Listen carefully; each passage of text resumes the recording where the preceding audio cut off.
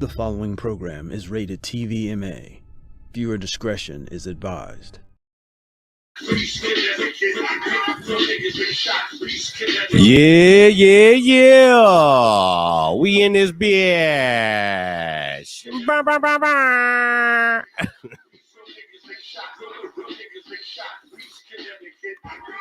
Yeah, you know what it is. We don't own the rights to none of this music here, but shout out Sean P.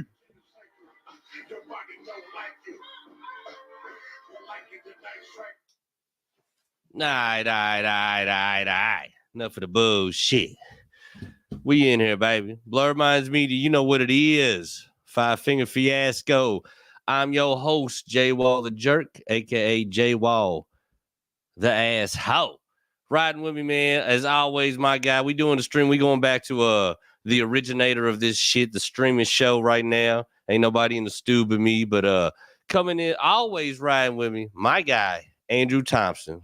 Yes, sir. Had to tap in from the feed this time. I got caught peeing on the playground, so I'm on house arrest.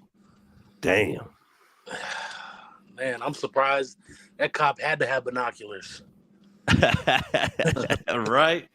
What's good, my boy? Yeah, man. And shit, while we already got somebody in the back, I'm going to go ahead and pull up my guy, man. Just did a show last night in Lextown. I popped in, had him a nice crowd, had it cooking on stage, man. Shout out my boy from the Lextown, Big Dumb Chris. We blessed, baby. What's up? Yeah, man. We blessed. He got that Bass Pro Shop hat on, boy. Them motherfucking shows must be paying some money. You know. Thirsty, $40 or less. Let's go. You know, if they show up, you get paid, right? Yeah. Man, I might have to move my operation. I am too far from y'all's speaker to hear y'all. That's how. That's how you know your shows are popping off. You get to go to the Bass Pro afterwards. You get to go check the Bass Pro Shop out. Yeah. Damn. Yeah, the show's been good all though, my man. Fishing shit from yard sales. Man, the J Walls and Williams was kind of I don't know why, bro. They had one of the best shows we've had up there, but they wasn't many showed up for us, was they, J Wall, that month? What do we have, like 8? What, last night? Yeah, no, when me, you, and Will was on the same. Yeah, last month. Yeah, there's like what? That's 8 people showed up. Yeah, something like that. But hey, shit, that's part of what we got to do out here, man. Bro, you can win one heart at a time. It's all about perspective, because if you're talking about having sex with people, 8 at one time is like a lot. That's a lot. Like a lot. You also got to look at it like this, man. Like when it comes to music or comedy or anything like that, like what supports you, super fans, and that's something somebody really loves your material, and that just takes. They say you can make a career out of it with 100 of those people. So you know you got 8 people in the crowd. One of them might be your biggest fan, bro. You know what I mean? Buys T-shirts, comes to every show. You're a pussy hair away from 1/10 of the way there. Yeah. It just worked, man. It's one brick at a time, baby. Thanks. One brick at a time, son. One brick at a time. Hell yeah. Shit, man. That's wild, man. How was it, man? How'd you feel about your show last night, man? I mean, my set was garbage. I treated it like an open mic. I was testing some material out. It was all right. It was a little long-winded. But the show overall, man, all the comedians killed last night. Like they murdered, man. That's all that matters to me. I'm just hosting any fucking way. You know what I mean? Like, I'm just trying to hype them up. Yeah, and then I didn't know Sebastian, when you moving to Florida. Yeah, he's moving somewhere outside Orlando. I'm planning on going down to visit him once he gets acquired of the scene a little bit. You know what I mean? Tells me what clubs are nice. Right. That Orlando scene, that's where what's your name? Cam and Jolly and all them are from, right? Yeah, but they say move the fuck out of there. That's what their advice was to comedians there. My homie moving down there. Yeah. Right. Sebastian's hilarious, man. I was thinking last time when I was watching Form, I was like, man, he looked just like a a Latino female to male transitioner. Yeah. He hit himself in the mic he hit himself in the head with the mic during his performance last night, bro. And by the end of the show, he had a big fucking purple knot on the rim of I his heard forehead. that too, because when he did it, man, I was like, there ain't no way that Mike's feet is that loud. He hit the shit out of himself. Yeah, he ate his own forehead up, bro. Damn. That's committed to his bit. Yeah. Nah, Hey, I'll give him that though. Autism. That's autistic. How the fuck you injure so that hard? Like, listen, you really like if you've ever held a microphone before, you know how to make the mic pop without committing. Yeah. Like that. You don't gotta notch your shit up, idiot. Yeah. I'll give Sebastian this though, man. I won't say he's the funniest local comic I know. I think he's funny, but he's as far as the act outs go on stage, he's the best out of any Louisville or Lexington that I know. Like just pure like energy and acting out on stage. Like he's good at it. Yeah, he's high energy. There's no shade at all. I'm fucking around. You know what I'm saying? I'm like 14 Seagram's Sea Breezes in. I'm also transitioning. So. Oh shit! This motherfucker say you got a White Claw and a Jolly Rancher. I'm on a half pack of Midol and a Snickers right now. God damn! You ain't got no headache though, do you? Nah, I'll feel good. That's fucking crazy, man. Yeah, man. So come to find out, man, this dude sent out this message to a bunch of comedians in Louisville, man, and on January 20th, it is going to be the battle royale of motherfucking roast battles. I seen that. I almost hollered, but I got so much shit going on, and there's already like 30 people commenting, so I was like, fuck, I'm too late for that shit. I want to see who's ends up all being on it. I want to know how many people he's actually going to put on the motherfucker. There's a bunch responded. But he said it's going to be like King of the Ring style, so I guess it's like, motherfucker, we just snapping. King of the Ring. So does that mean like the winner stays up and they take on the next round, person? get another one next round? Then I'm wondering how do you determine who's eliminated? Is it by crowd reaction? Like if you say a whack joke, you're out, or if you get burnt up so fucking bad, like if somebody hits you with a banger, do you get a chance to retaliate, or like, damn, no, son, that was that Tyson, he KO'd you. You're fucking out of there. That's what I'm saying, man. I'll be interested to see the whole layout of the joint, how he does it. You know what I mean? Either way, I know 500's on the line, and I already know some his shit. Andrew's in that motherfucker. I'm in that motherfucker. Corey Miller's in that motherfucker. I know Will said Wednesday night when I seen him that he was gonna get in it. So man, right there, that's a dangerous four right there. Not even including who else is getting on that bitch. I'm pretty sure Q Smoke said he was gonna be on it. I've seen a bunch of people saying that. Hopefully, man, I sent the link out to these motherfuckers. Hopefully, some of them jump on it, man. We can go on and start this motherfucking show early. Hey, I'm with it. That show night, boy, I'm gonna do a little bit of coke and I'm gonna start killing people. He said Drip's gonna hit right when he gets on stage. He gonna take a toot. It's like his motherfucking Popeye spinach, boy. Boy, your ugly ass, That's insane. I can't lie. I already decided I'm gonna eat me a couple mushrooms before I go up there and really open up that third eye and start just laying motherfuckers down. That could go. This motherfucker will do like his homie at that festival and just be on stage and nobody be in front of him. He'll be talking about Israel and Palestine and shit to the trees. Damn. I went on a 2-hour roast session at the lake one night on Big Head Full of Mushrooms. Oh, shit. That's dope. Yeah, these two guys wasn't ready for it, boy. I burn them up. 2 straight hours of just monotonous. People walk into the roast not expecting it and like, nah, you not safe. Fuck is you doing walking through here like that? The peacock walk, mother. Yeah. But motherfuckers. Where's it at? Do you even see where it's gonna be at? I don't care.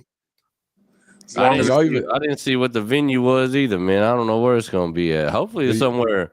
Hopefully, like promotes it like a crowd. If there's like a fat ass crowd, that'd be dope. Do y'all even know the dude that's hosting? Nah, I ain't never met him. Nah, it's just him and like his mom. His mom. His mom's the judge. She's like, yeah, tear each other down mentally. Jesus. Man, y'all see it, man. Hit the link, man. Jump on here, talk some shit with us tonight. It's a stream show, man. Anybody, everybody, just pop in, man. Where you at? You at the club? Pop in. Tell us where you at. What you doing? You know, holla at us. Show us the bitches. Don't be scared. What you say? Yeah, I have no clue what you said, bro. It went wait, yeah. That's the only bad thing about the link show, man. Everybody connections always subject to fail on you. Motherfuckers freeze up on you. We used to play a game called Freeze Face. Motherfucker freeze up and try to act like what he's about to say. That's the only way we can combat the shit. Andrew's in a fucking KFC bathroom with the lights are on timers and shit. They just keep timing out on his ass. I'm in your bathroom. I ain't got shit like that. I ain't got technology like that, bro. My bathroom light don't even work. It's been dark the whole time. No, Andrew ran in there to sneak and take a toot, and the motherfucker got on the live while he was doing it. Yeah. Andrew peeks in, it's dark in there. He's like, ain't no way in there. Damn. But yeah, man, I was all over Lexington, man. I was in that barbershop over by Twisted Cork, getting flyers and posters out for the show. Then I got lined up. Then I went over to that Mexican restaurant and ate, and I picked up the microphones from Casey. But when I got out, I was like, shit, man, Big Dumb Chris show about to start. So we just walked over and popped in. Bro, we need to throw fucking shows in that Mexican restaurant because they always be packed. And second off, I thought I was tripping balls, bro, because I was like, I know I seen J Wall point at me and go out the door just a second ago, and this motherfucker gone. Yeah, I went straight down to Horse and Jockey, man. Got poster flyers out down there. I was waiting around on my dude from Danville so I can go check out that room, but he got tied up, so I got to do that shit next week. I thought that goddamn get everything I can get done while I was down there.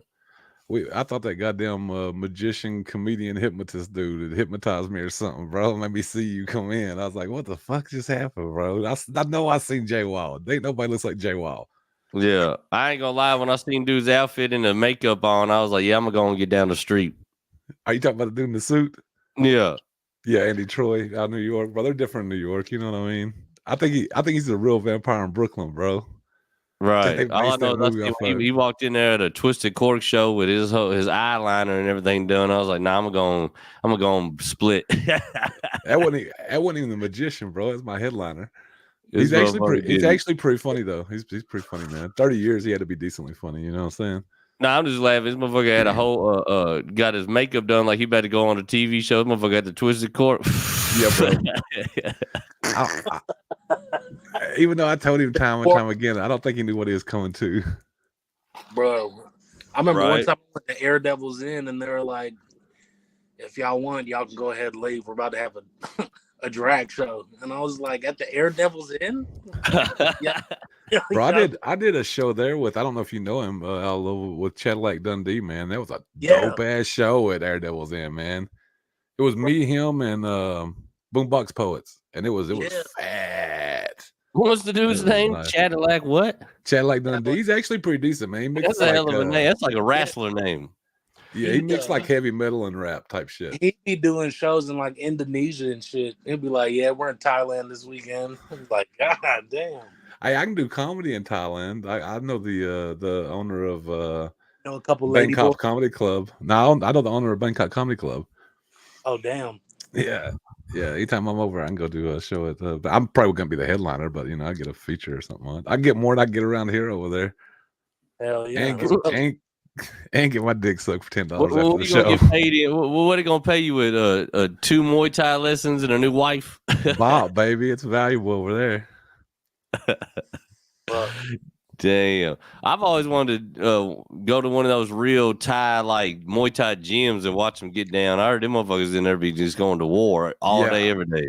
I went to a fight at the they got an arena right beside the palace, like the King's Palace, and it was pretty good. But then I watched one out in front of a mall one day. It was just a free one, bro, and that one they brawled at, bro. The dude got guy's eye knocked out and everything at that. Went out there in front of kids for free. They out there at the mall. Yeah, beating the shit out of each other. Damn. That shit's fucking wild, man. It's a wild place, bro. How's comedy been going for you, boys? Thai fighters. Fucking Andrew, dog, he got his motherfucking first promotion coming out the gate coming up. Comedy, let's go, baby. Boy, kickback comedy's a real thing out here now. You gotta get it. Gotta get it. What are you at now? This motherfucker look like he's just shopping at the supermarket. What the fuck? He in the store? He in Lowe's. I in the garage.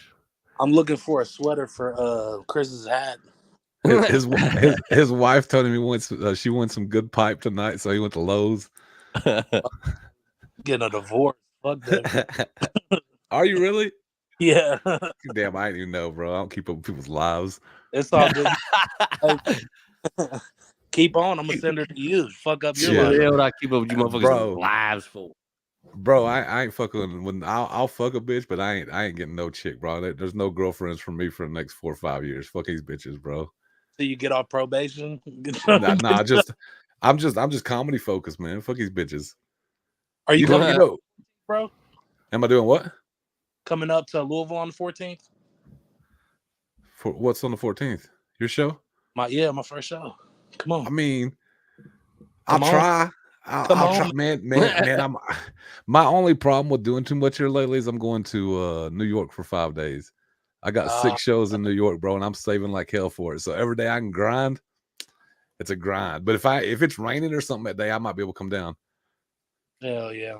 Yeah, if it's snowing or some shit. Yeah, no shit. There's a fucking tornado in December.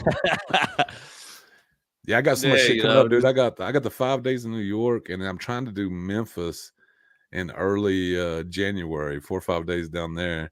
And then we're going to Austin for 3 months in like May, June, July as well. So I got a little group together, we trying to make some moves. That's dope, bro. Trying to make some moves, man. Yeah, dog. I got material now. Proud of you, Christopher. Shit, I ain't done nothing yet, bro. I ain't done shit yet, bro. Yeah, dog. I can't wait till I get my little run down there in Austin, boy. I'm chomping at the bit to get down there and start busting heads. Me too. I want to fuck with them. I want to see what they. I want to do it back because, man, every time it's wild. Like you watch the past couple of Kill Tonys, man. Like, they keep mentioning like other clubs that are just popping up out of nowhere out of there. So it's like, yeah, Kill Tony's dope. Yeah, the mothership. I get all that, but like, if you can get on there, great. But if you can't, shit, just motherfucking just go on to the next motherfucking spot, man. There's so many spots down there, man. Yep. Even if you go over to Kill Tony on the Mondays and sign up for their mic, the bar they set into next door and wait for their names to get called, man, they got a mic there going on. Yeah. Dustin telling me about that. Yeah, so that's what I'm saying. Comedy. Cap City, Creek in the Cave, Sunset Strip, Vulcan, but then they just had another one open. I think it's called like Roscoe's or some shit. But then they got a bunch of like bar shows and shit like what we do. So motherfucker, you just go down there and just grind. Yeah. And this comedy shit, man. It's all about networking. It's all about who fucks with you and who you fucks with. That's all it is. That's it, bro. That's it. Plus, you can fake it, but I can't fake it. Think about all the motherfuckers down there from other states, man. You build your network up. You got motherfuckers in other states you ain't know nothing about. Next thing you know, you tapped in. Go fuck with them. Bring them out to your spot. You know what I mean? Just going down there for the network purposes is worth it. That's the big part. Yeah. That's the big part. Like, a lot of people act like they want to go down there and like they're gonna live and die if they do a killer 1 minute on Kill Tony and get some grand prize. Like, yeah, it's dope, man. But there's so much opportunity down there. If that's the only reason you going, you crazy. Yeah, you're fucking up. If you're just going trying to get a Kill Tony spot, you're fucking up. That's called clout chasing. Yeah, there's a lot of those though. Yeah, and you better off just doing something else to get noticed, like shooting up a school or something like that. Yeah, motherfuckers using Kill Tony like trying to like doing TikTok videos. They just trying to get that one viral hit. Yeah. To me, it's like, fuck it, if I'm down there and I'm down in the sea of comedians, I'm about to go out there and work. Yep. Yeah, facts. Yeah, that's what I want to be down there with. I want to go down there and them asking me how much time I got, and I tell them like 20, and then I go around town and do like an hour on their heads. Like, what the fuck? They said 20. Damn, dude, I'm just now kind of encroaching on a 30. I did my longest set in that. I can tell you that story. That was wild, bro. That West Milton, Ohio show. I did 40, and that's because 40 minutes. Yeah, the promoter that brought me up there, bro. I went outside to smoke a joint. And then the bartender lady came in and said, are you Chris? And I was like, yeah. She said, Daryl wants you inside. And he's the promoter. And I came in and he was cussing the bartender out, bro. Like, you gonna pay my fucking comedian, so it don't matter. And he paid us all out. And he just fucking left, bro. I had a drink and everything. I was like, wait. I said, we ain't gonna do comedy. We ain't gonna drink. We ain't gonna do nothing. He was like, nah, man. He said, I wouldn't fucking spend money if they paid me to spend money here. Fuck these people. And he left, bro. And it was me and one other comic stayed. And they was like 15, 18 people there. And they started saying, well, we kind of want comedy tonight. So I told old buddy, he was kind of a newer comedian than me. I said, go hit him up with the intro, bro, and I'll come up and do minutes for him. And I did 40 for him. Damn. I got tipped and everything. I got like $40 in tips. I got paid $60 to perform and then got like $40 in tips from the crowd. Damn. And then when you come off stage, what they say, we still want comedy. Yeah, I just shit that been fucking. Was that your first time in Thailand?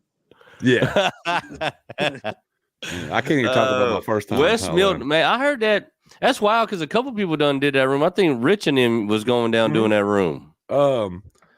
What's his name? Hit me up and told me it was a good room. Jason Resler told me it was a good room. It was too. I got all their contact information too. They told me if I was through there sometimes next summer that they'd book me again. I wonder if it's the same promoter that was putting all them on or somebody different. I doubt it, dude. I doubt it's the same promoter. Yeah, because I about to say it'd be a shame they just lost that room because I heard it was dope. Yeah, I mean, I think I got that room now though. If I want it, anytime I want it, bro. I got the owner's number, all the bartenders and waitresses' numbers. Give me their numbers, bro, and tell me to contact. Where is that at? Is it like far? Shit, it's like 3 hours from Lexington. Yeah. I don't know if it might be farther from Louisville. But it's just for a spot to hit once every half a year. So like on my way to Philly or something, bro. Stop in West Milton, have a little pop-up show and make me $80-$90 and then head on up to, you know what I mean? It'd be cool. And plus the dope thing about it is if they was already doing comedy there, at least the people going already used to like going there and know they was looking for that to be where they go get their comedy fix. So shit, you might be able to just pop right in and just keep it rolling. Yeah, that's what I was thinking, bro. Hell yeah, dog. Shit, I ain't mad at that shit. And you get that popping one time, holla at your boy. I'll go up there and give him a couple jokes. Hell yeah. Hopefully I don't mind to go to Ohio. I went to Clyde, Ohio for a show. I tell you, I didn't know Clyde, Ohio was like fucking being in Nebraska. It was nothing but fucking cornfields. But dude, the fucking the little winery we did it at, it was a dope little show, man. He had it packed. So yeah, I was like, it was a 5-hour drive, but the show was cool once you got there. Oh yeah. Yeah, you ever met Jay Hunter? Jay Hunter, no, it's a different Jay Hunter I know, bro. I know a dude named Jay Hunter, but he lives in like fucking Nebraska now or some shit. Yeah, he pops in and out, man. He'll be in Louisville for a little bit and go here and there. He's always on the move doing his comedy thing. Shout out to Jay Hunter, by the way. That's my guy. But he got that room in Clyde popping and shit, man. So he's a good cat, man. Hit him up on your shit, man. He always got little rooms here and there he pops up with that does shit. Hell yeah. He's a cool cat too, man. Hell of a comedian.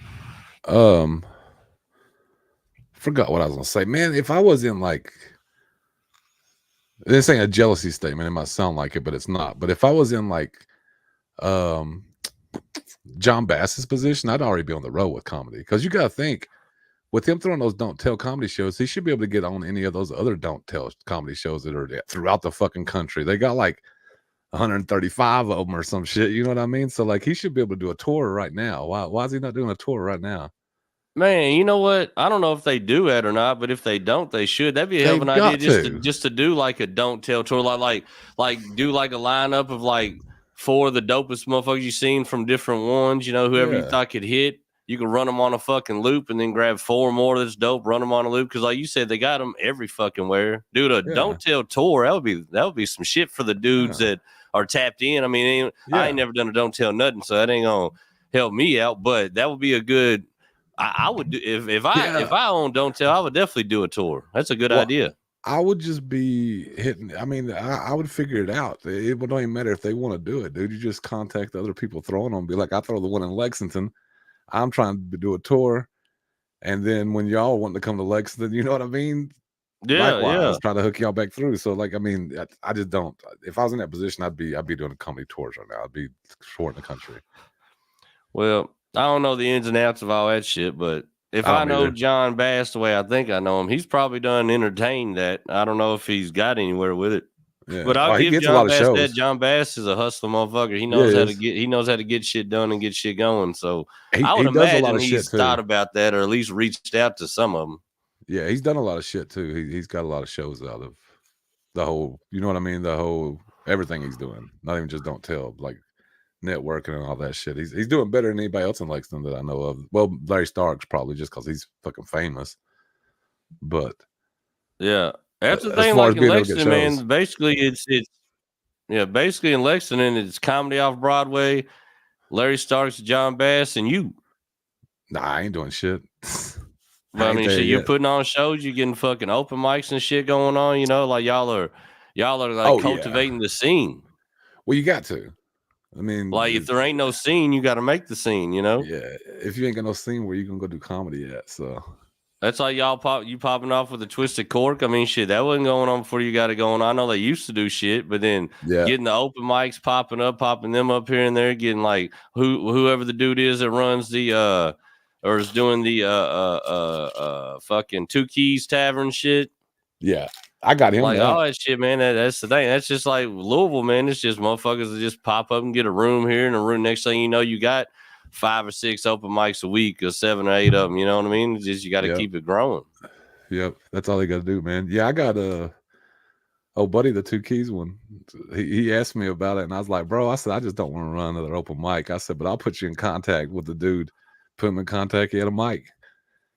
Yeah, boom. That's how you do it. And really, that's good. That's really good for up and comers because you get plenty of time, plenty of stage time.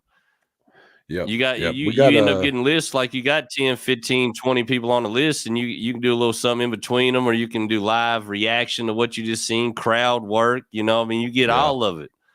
Yeah, and you get to do it most of the time in the roughest, shittiest of environments when it comes to people talking loud, when it comes to not having a crowd, when it comes to crowd don't give a fuck that you're on stage, fuck your boo, fuck your shit, fuck your jokes, but that's how you build that armor. Yeah, that's how you get them calluses, bro. Yeah, that's how you sharpen that motherfucking Ginsu when you come out there and start chopping heads off. You know what I'm saying? Like, that's how you get it. I've been trying forever to get us a solid mic for Blur Minds to run up here. It's just that every time we get in negotiations with somebody, like we started off, and then either they don't want to do a weekly or the day they want to give us ain't gonna work out for what we got popping. But eventually, we gonna get something sold up once we find the right fit. I don't know if it'd be different in Louisville, bro, but where I just throw the once a month at Twisted Cork, that's the fattest open mic we have in town, bro. Besides Comedy Off Broadway. Comedy Off Broadway's fatter sometimes because I've seen it full. But otherwise, bro, the Twisted Cork mic's the best open mic in town. Right. It's packed every month. So maybe having one just once a month makes it more, you know what I mean? Yeah, it makes it more, Well, you don't saturate your crowd with it. That might be it too. Then, motherfuckers get used to it. So then they're like, on Tuesday night, I want to go Twisted Cork, get them fried green tomatoes and a drink, but I don't want to hear them goofy shits tonight. You know what I mean? But if it's only once a month and you pop in, didn't expect it, you're like, oh, shit, I'll stay and listen to a couple jokes. Yeah, they got comedy. We got another one. They had it a couple of times before, but we got another one at Night Kitty Karaoke. I just got it too, but I'm not going to host it much. I'm going to throw it to the other guys that I've seen that need some hosting time and shit, and just let them host it out. Yeah, hell yeah, dude. Yeah, that was like our idea. Like when we want to get it cooking, like anytime that we got something else popping, we always gonna have like a guest host to this. Like just have a mic that's owned and operated just by the scene itself, not like individuals. You know what I mean? Yeah. Like I'm gonna keep mine going. Curated by the comedy scene. Like motherfucker pop up like, you want to host tonight? Like you ain't or you about to host a show and you want to work some shit out or whatever. You know what I mean? Yeah. Yeah, that's why I'm trying to make mine, man. Like even when I'm going like to Austin and shit, dude, I want them to keep going, and I always have like people drop in, guest host my shows and everything. And then when I'm back, just take it over myself. Yeah, I think it's a good thing, man. It's for the comedy scene more than anything.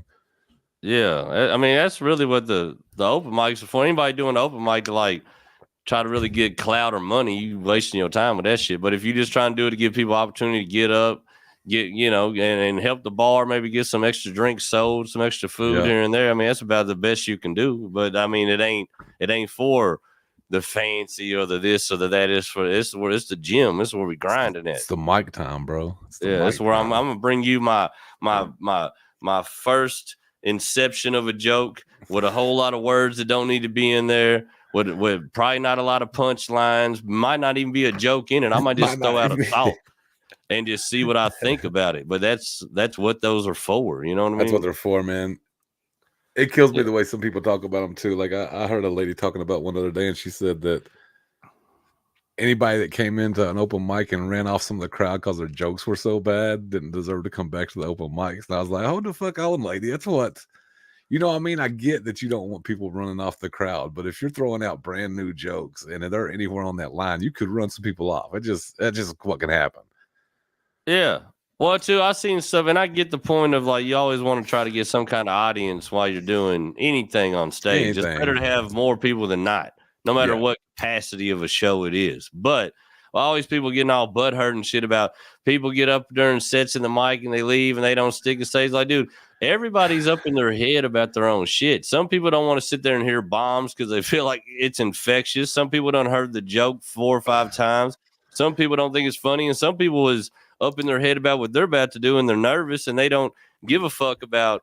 They're trying to keep their shit together. You know what I mean? Yep, so it's like, that's me. I get it. It sucks to sit down or on the stool at open mic or get up on stage at open mic and look out and there's nobody in there.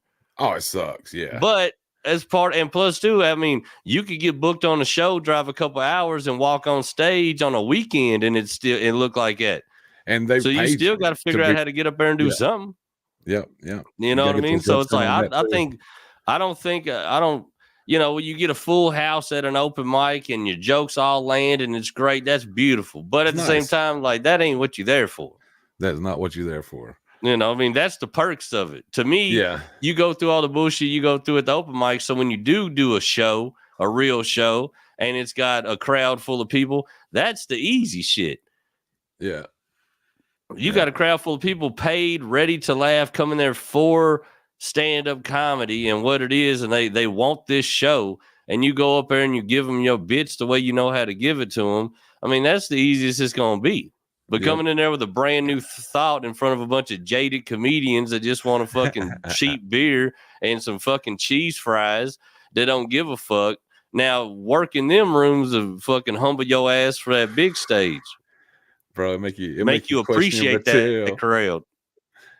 It make you question your material. It make you write hard on your material. But like, I gotta make that motherfucker funnier. Oh yeah, dude.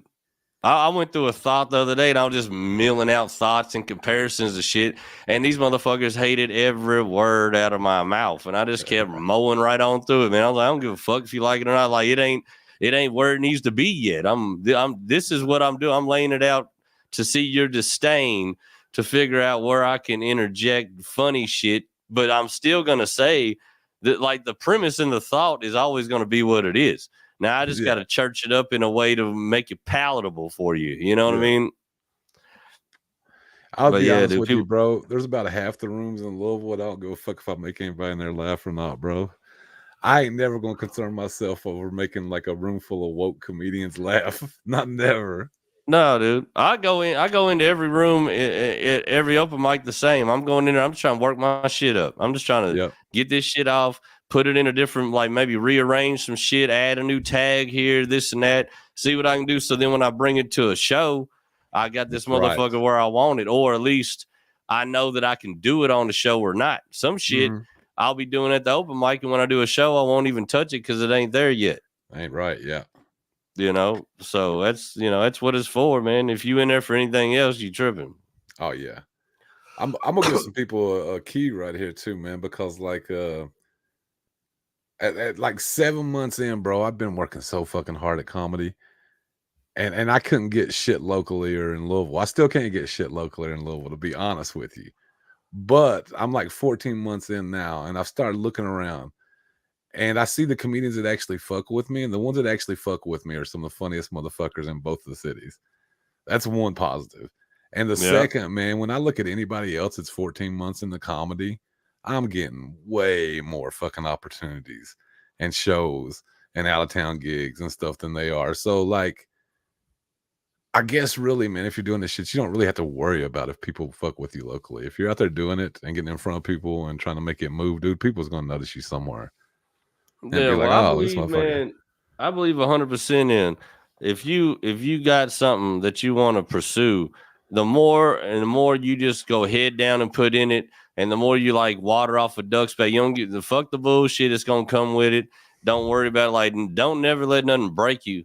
Don't ever let nothing take you off your path, no matter who fucks with you. Like, the funny thing is, at the end of the day, when all the chips may fall and the dust settles and you look around, the motherfuckers that's going to be there with you was the only motherfuckers that was ever going to be there with you anyway. Anyways, yeah. So it don't fucking matter. You know what I mean? Like you could want this person to fuck with you or that person, or you think you should be on this show, or none of that bullshit matters. So when you get that call up and the motherfuckers like, hey, I want you to be on the show, rock that motherfucking show. Rock that motherfucker. It might not be at the biggest club. It might not, but whatever, motherfucker. Rock every show you get on, motherfucker. You at the pizzeria, you at the ice cream shop, you in some Bill's garage. Who gives a fuck, man? Go in there and burn that stage down, and eventually motherfuckers that like you or don't like you ain't gonna be able to deny what the fuck you do up there.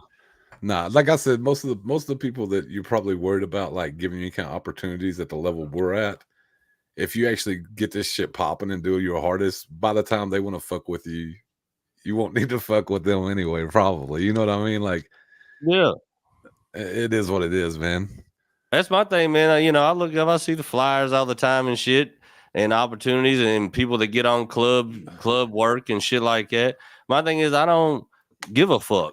My thing is, when I care about it is when my name's on that bitch. Yep. If my name's on that bitch, then I care about that show. I want that show to go off. I want it to be the best show it can be, because motherfucker, my name's on it, my brand's on it, and I don't want anybody to go to any show that I'm a part of and be like, I was whack. But at the same, you know what I mean? But at the same time, I ain't sitting there waiting on who's calling up for what. Motherfucker, they call you, they don't, you don't. Just keep it pushing. And my thing is, I don't even get mad at like, I fuck with people and link with people that ain't never put me on a show. And might not never, but it's just, it's all in building your brand, you know what I mean? And the beautiful thing about promoting is motherfucker, I ain't gotta worry about getting on your show. We doing shows. That's another thing about it too, man. There ain't nobody can ever like get pissed off at you and knock you out of being able to do comedy at this point. You know what I mean? Because you ain't relying on anybody else to let you do comedy. So there's nobody could ever like knock you out of it at this point. You know what I mean? Because you did your own thing, and that's better than relying on my thing, honestly, dude, I take it from everybody I looked up to growing up in entertainment in a whole, like Jay Prince, Master P, Baby, fucking Tech 9, E40. Self-made motherfuckers. Guy out the mud. You know what I mean? So to me, it's like where the record companies wasn't fucking with them, where they couldn't get the deal, or where they just didn't want to sell their soul or sell all their shit off and just not own their shit no more. They got it out the mud and they did it on their fucking own, and they built their own shit up, man. And to me, you ain't too many people that are top 40 hip hop listeners ever gonna give too much respect to ICP, but their motherfucking marketing plan is bar none. Everybody wants to do it independent. We print up our own merch, we put on our own show shit now. That's the thing with music. So to me, I just take that same concept into the comedy game. It's like, motherfucker, we like, to me, Blurred Minds Media is strange music. You know, we out here, we doing our own motherfucking thing. You know what I mean? And like, we work with everybody. It ain't no shade to no promoter, ain't no shade to no club, but it's like, we ain't sitting around, please, may I have another? No, we working, baby. We putting our shit together. Yeah, do it yourself, bro. It's the best way. I don't even understand why. I'll tell you this, man. The last time I was at Comedy Off Broadway, I was mentioning, the comics all gather around, and I was mentioning like how Comedy Off Broadway don't really fuck with me, and I really don't know why.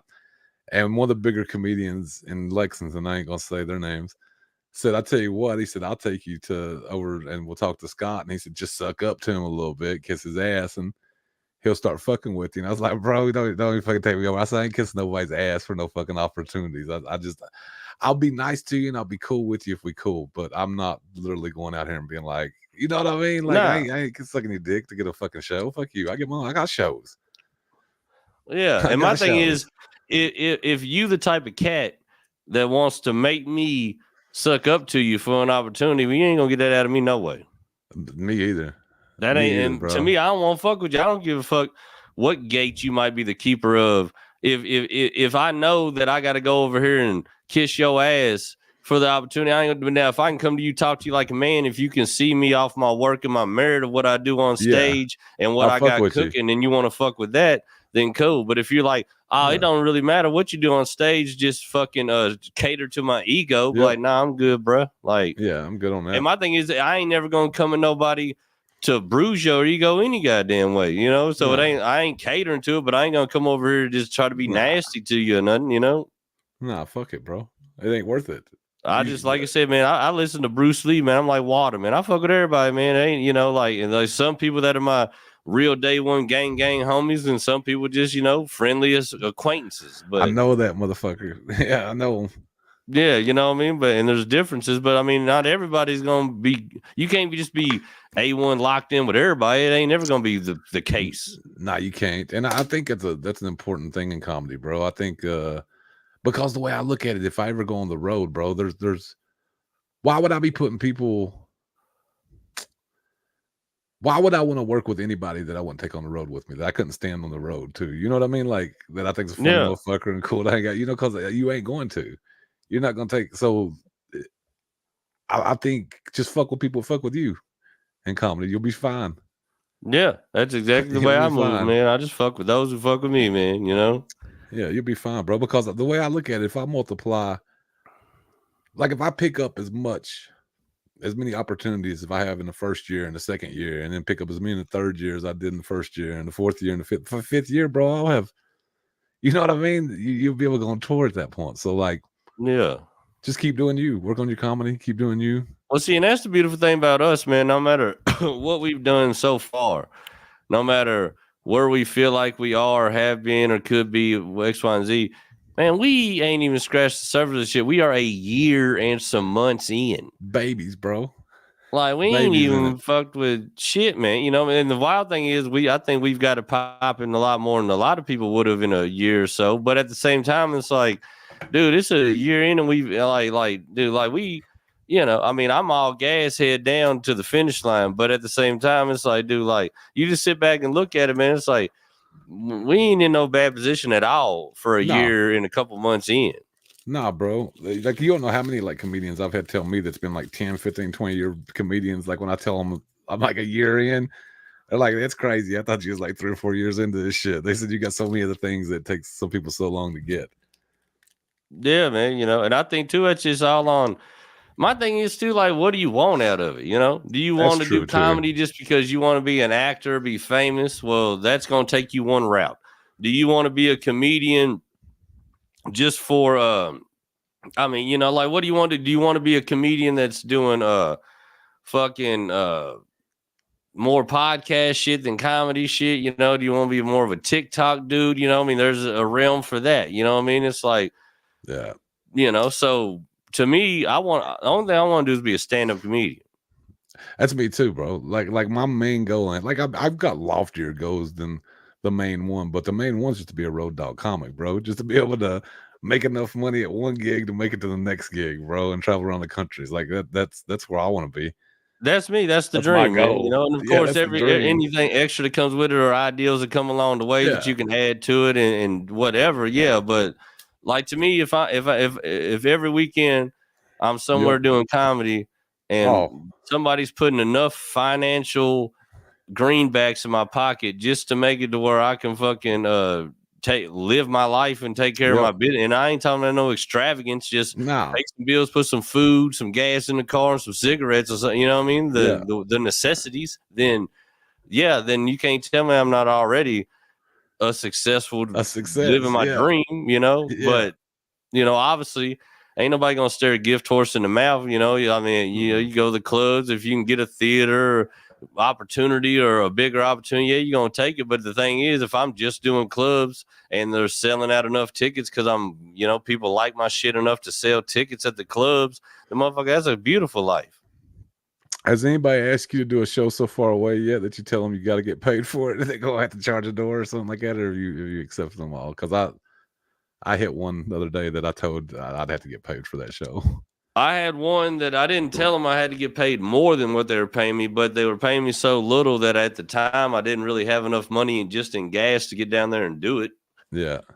At least my homie, man, I hated to cancel on him because I hate canceling any fucking thing. But Nate Jackson down in Memphis, shout out Nate, cool fucking dude, hilarious comedian. That's my guy. He put me on a show in Memphis and I was going to go do it, but my fucking money got all fucking funny on me and fucking he was going to give me some bread, man. But, you know, and it was a little show. It wasn't like it was something that was supposed to pay a lot. I just couldn't afford it. Yeah. Yeah. That's why I turned this one down recently, is because it just for the drive.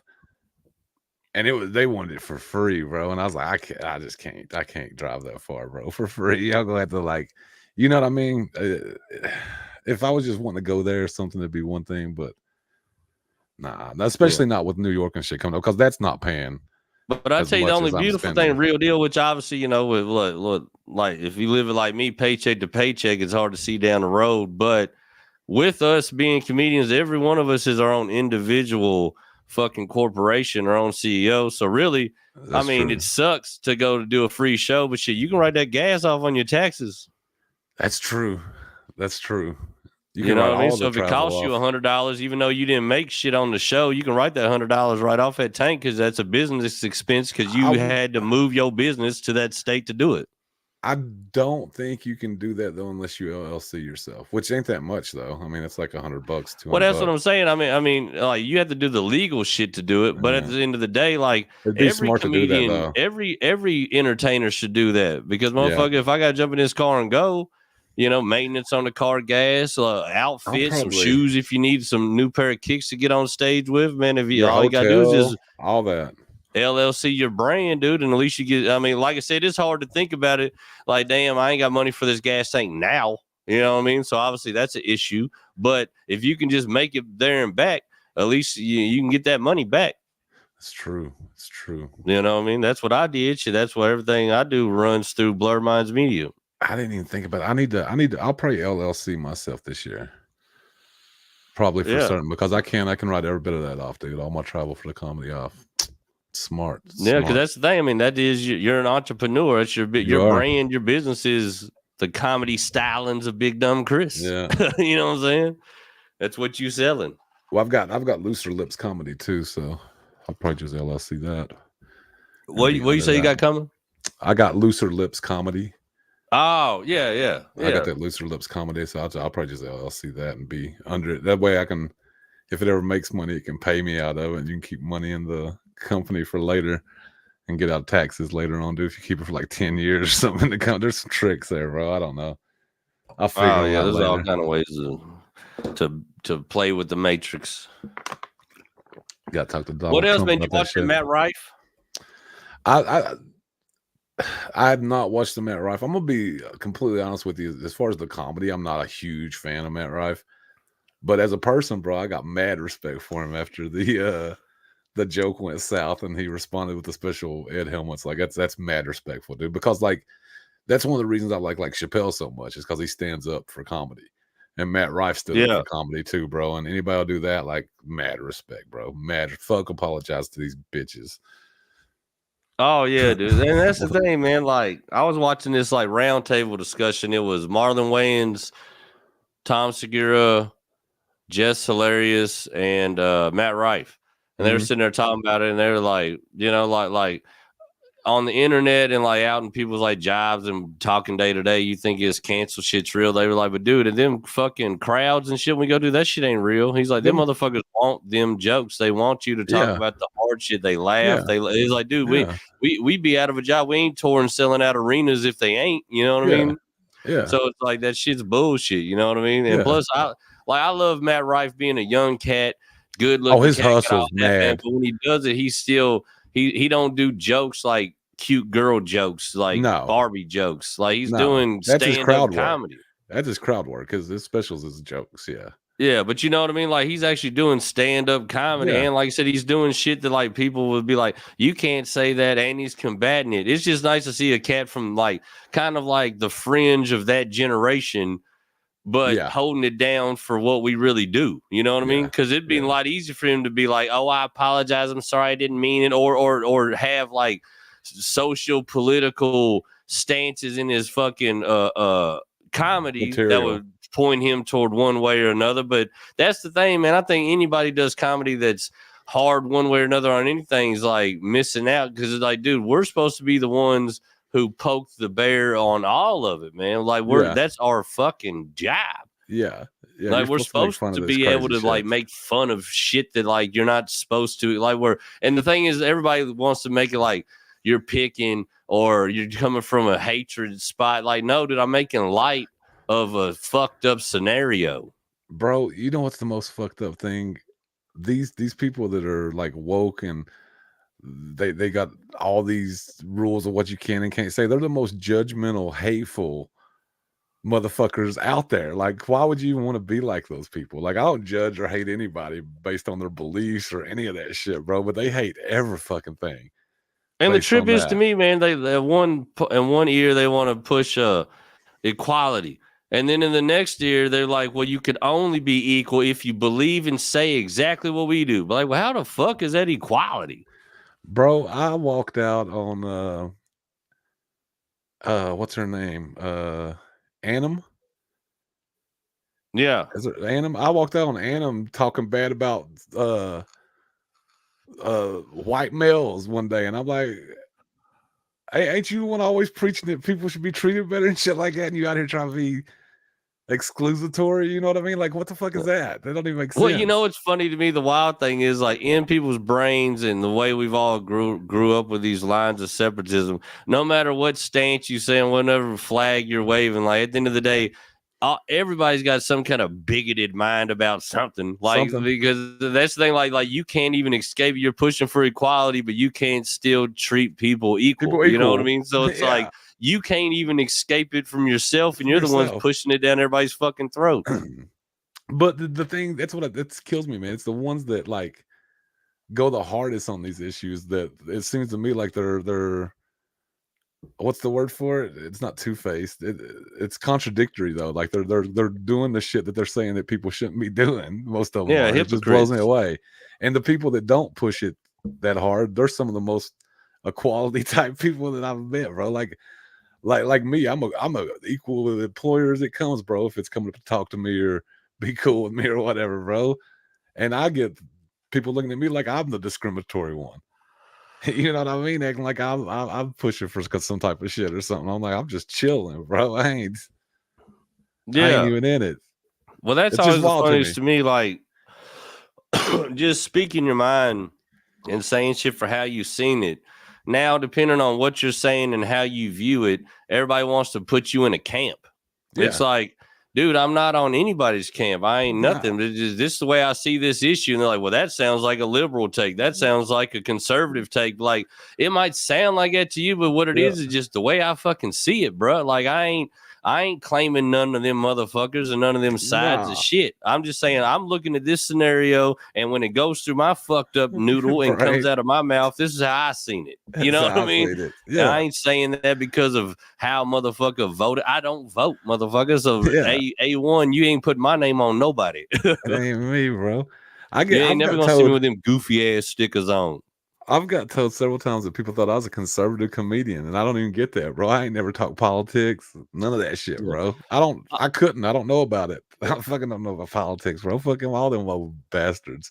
Well, dude, I laid out some thoughts. Now, grant you, nothing was funny really that I said, and nothing was punched up to be funny because it was just thoughts I was spewing on a microphone one night. Yeah, you didn't expect laughs. I was making examples of like this comedian Dante said on stage one night, something. I forget the joke, but he said something about a homeless person. Yeah. And this lady in the crowd said, you can't call them that. They're unhoused. So I was like, what? So I went to the stage, when I got on, I was just mowing through that. I was like, you can't say homeless, but you can say unhoused. I was like, either way, a motherfucker lives under a bridge. Yeah.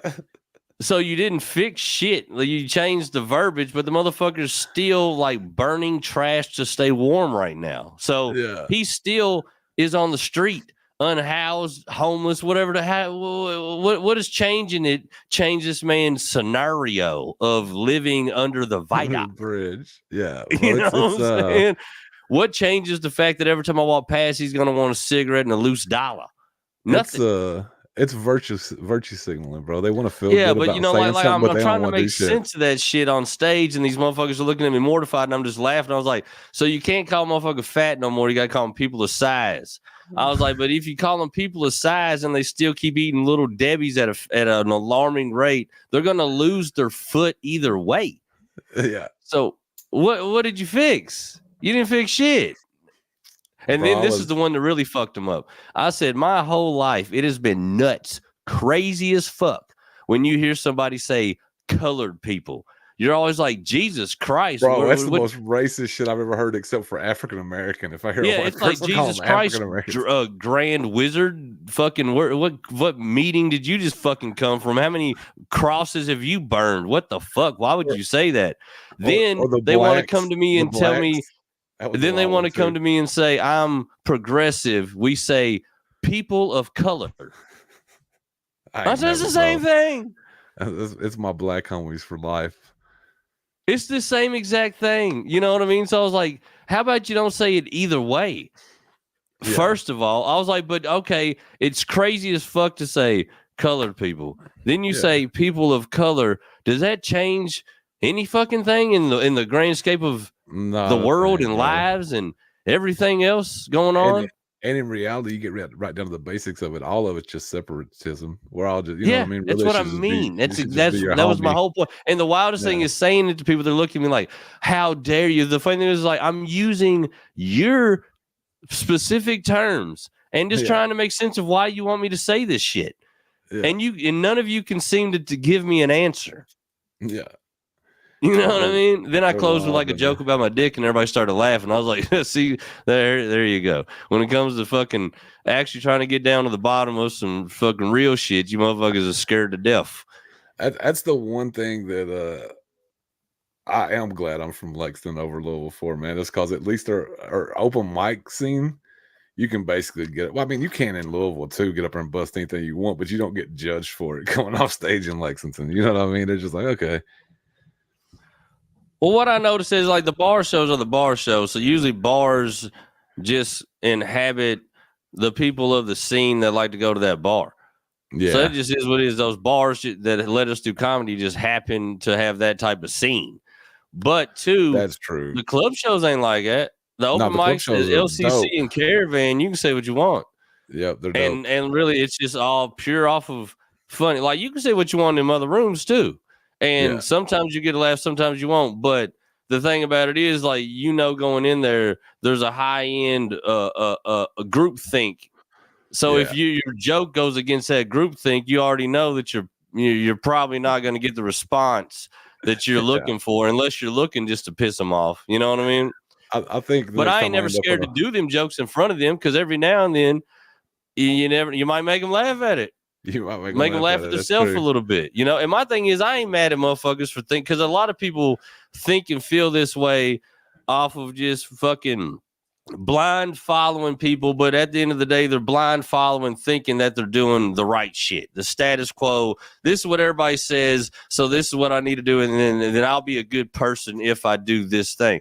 It's just the troubling part about it is you didn't stop to think for your fucking self to figure out how you really felt about the shit. That's what's bad about it. I ain't mad at people for thinking they're doing what's right, but what is right, and how do you feel for yourself that this makes any fucking sense? I'm mad at them. Because I don't think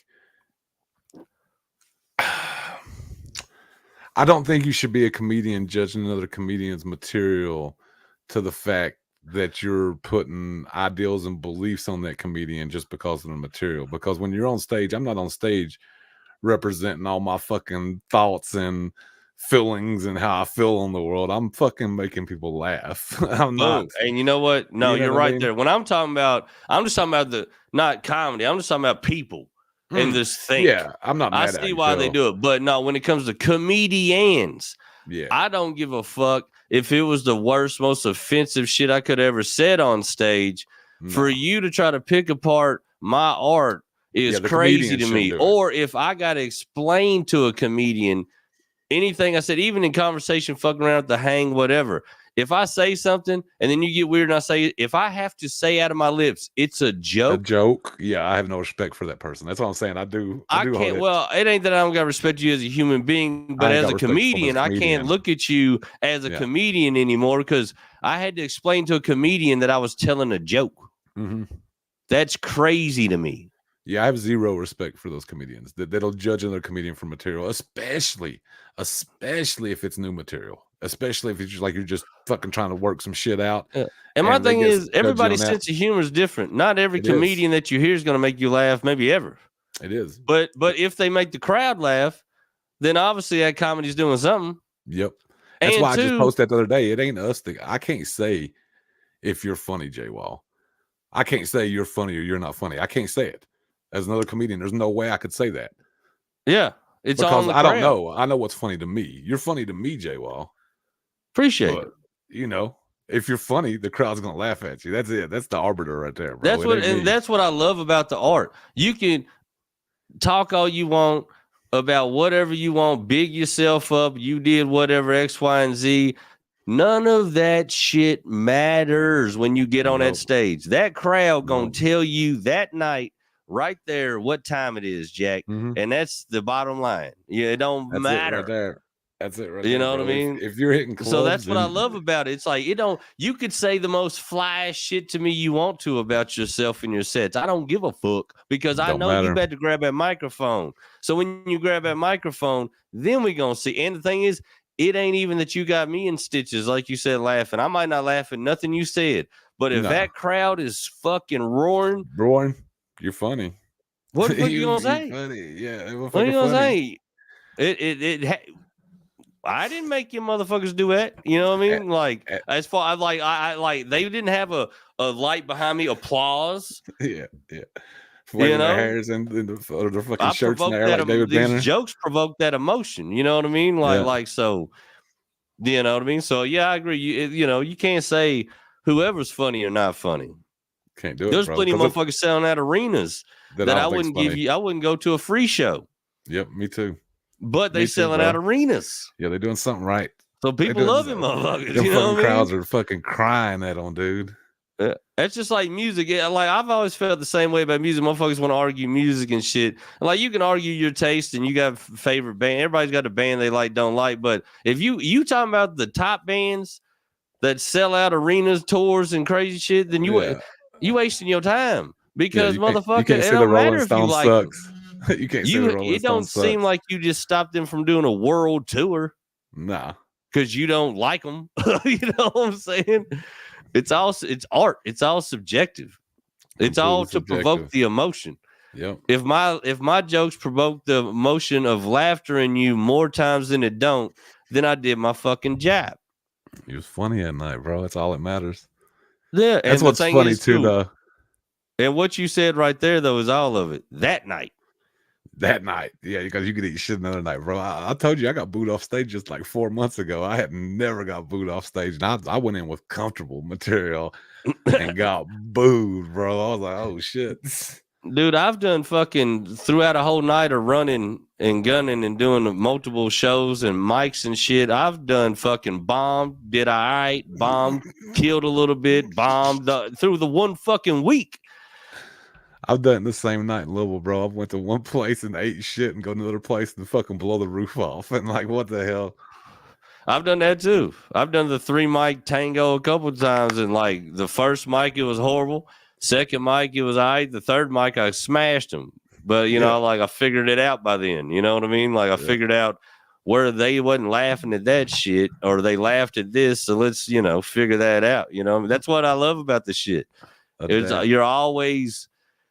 Man, my mind don't do nothing but go over material. If I ain't going over material I already got, I'm thinking of new shit. And if I'm thinking of new shit, I'm thinking of why it's funny. Because everything just starts from a thought that ain't even, unless it's just a funny ass story already. Yeah. But most of the time, it's just like talking about homeless, unhoused, people of color, colored people, fat people, people with size. That's none of that exactly has any jokes in it right now. But I definitely plan on squeezing that fucking lemon until I got it to where I want it. Yeah. Eventually, that's going to be a joke. It might not even be in that format. It might just be one piece of it. I might make a reference to one thing in it, but I'm going to do something with that thought. You know what I mean? Last night I was talking about banging this fat girl and her screaming. She was screaming and her belly rolls rolling up her chest, dude, and smacking the shit out of her face. I said, I'd been screaming too, dude, if I'd been getting waterboarded with my own fat.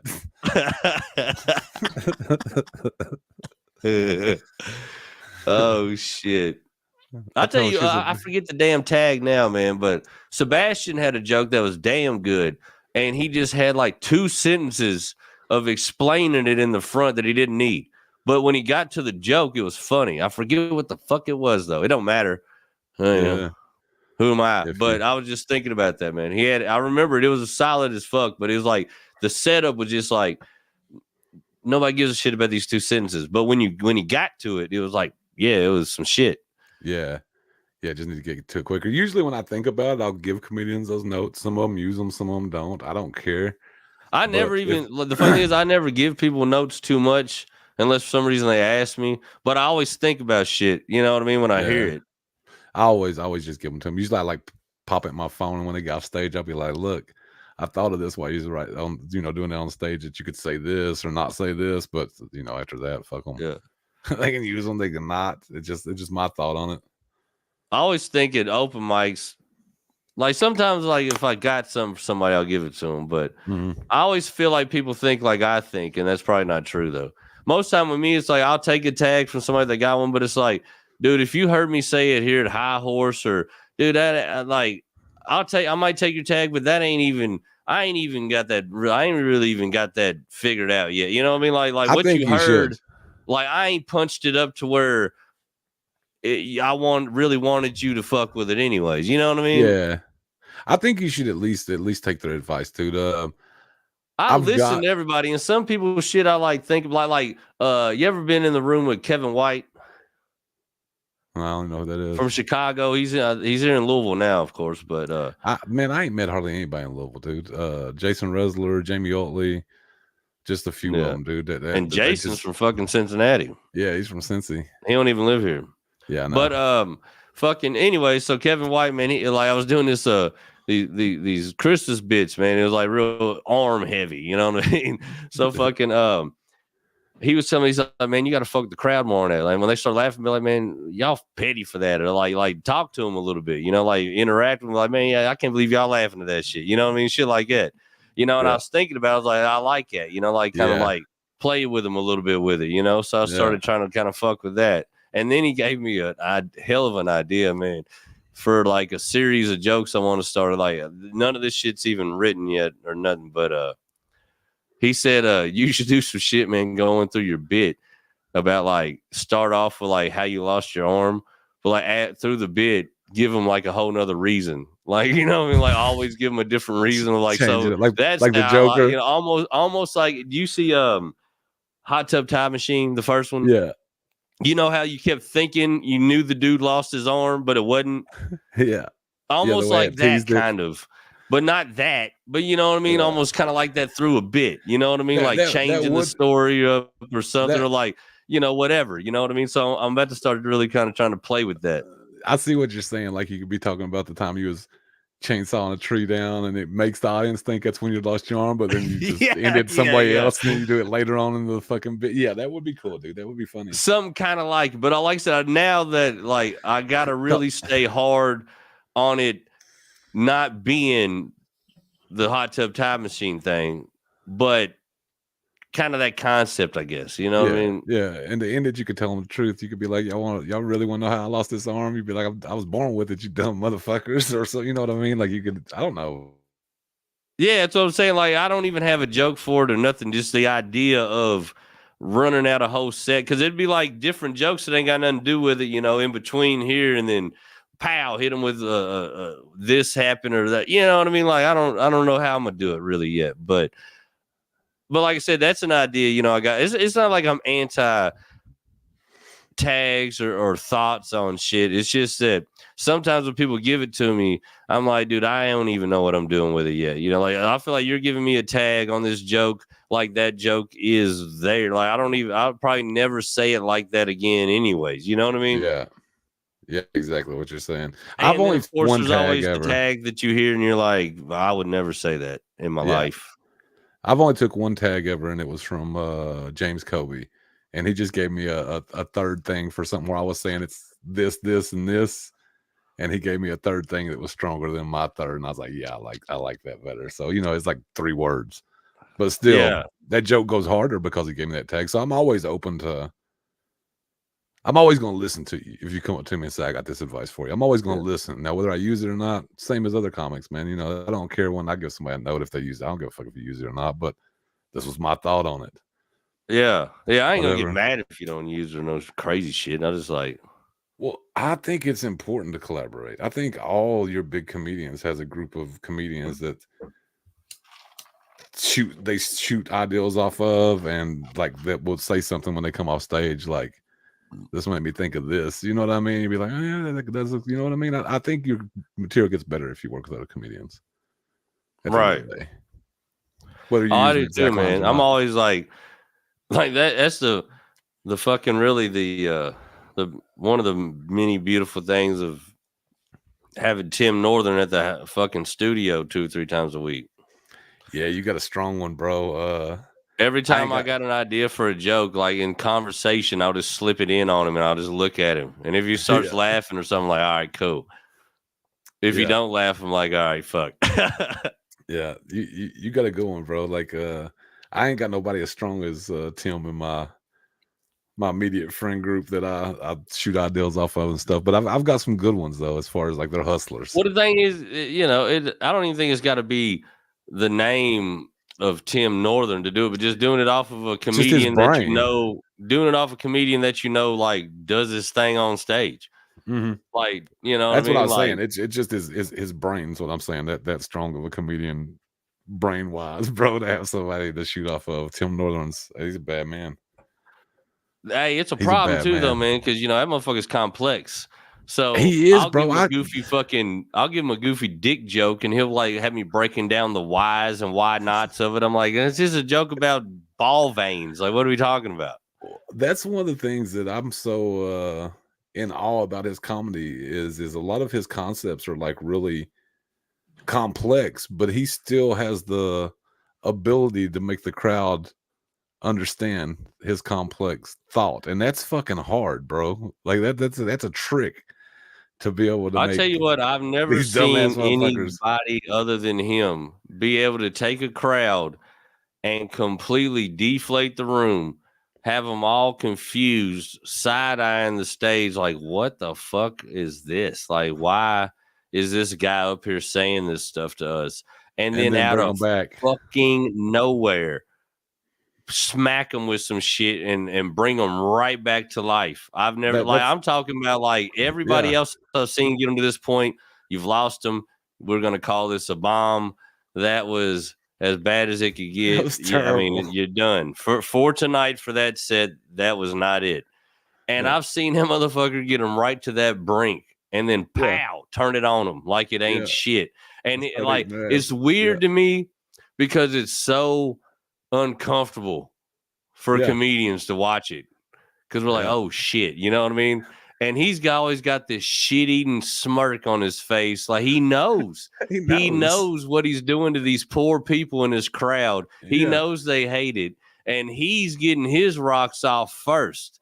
He's entertaining himself with them, and then when he decides, all right, these people have had enough, then he'll give them a fucking something to bring them. I'm like, who does that?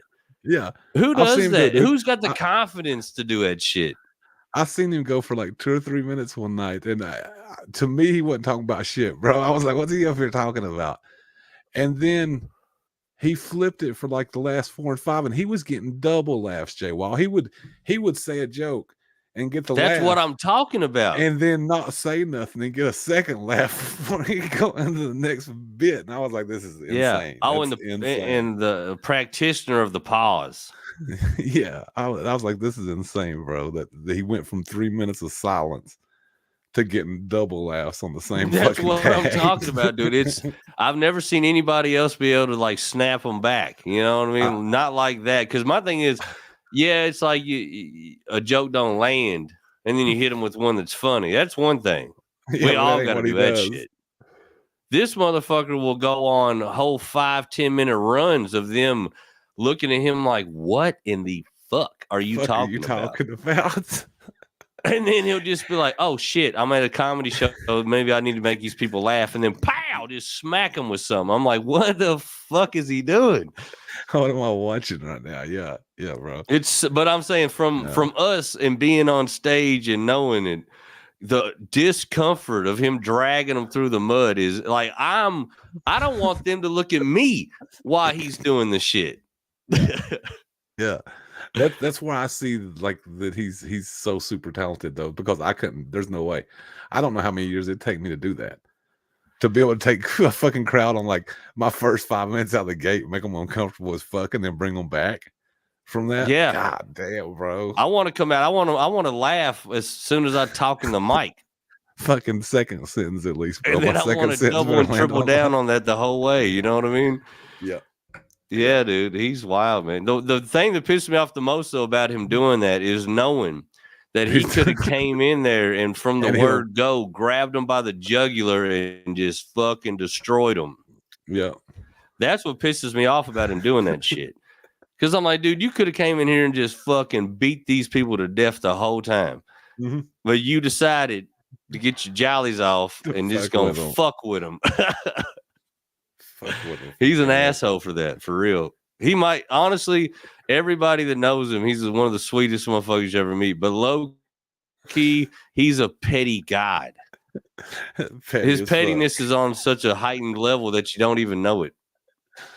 Jesus. He'll leave my house and we've had long conversations and he'll have me frustrated and shit through the conversation and shit. And he's just talking away. And then when he leaves, I'll wake up in the middle of the night in a cold sweat, like, he was fucking with me that whole time. That whole time. He was just fucking with me.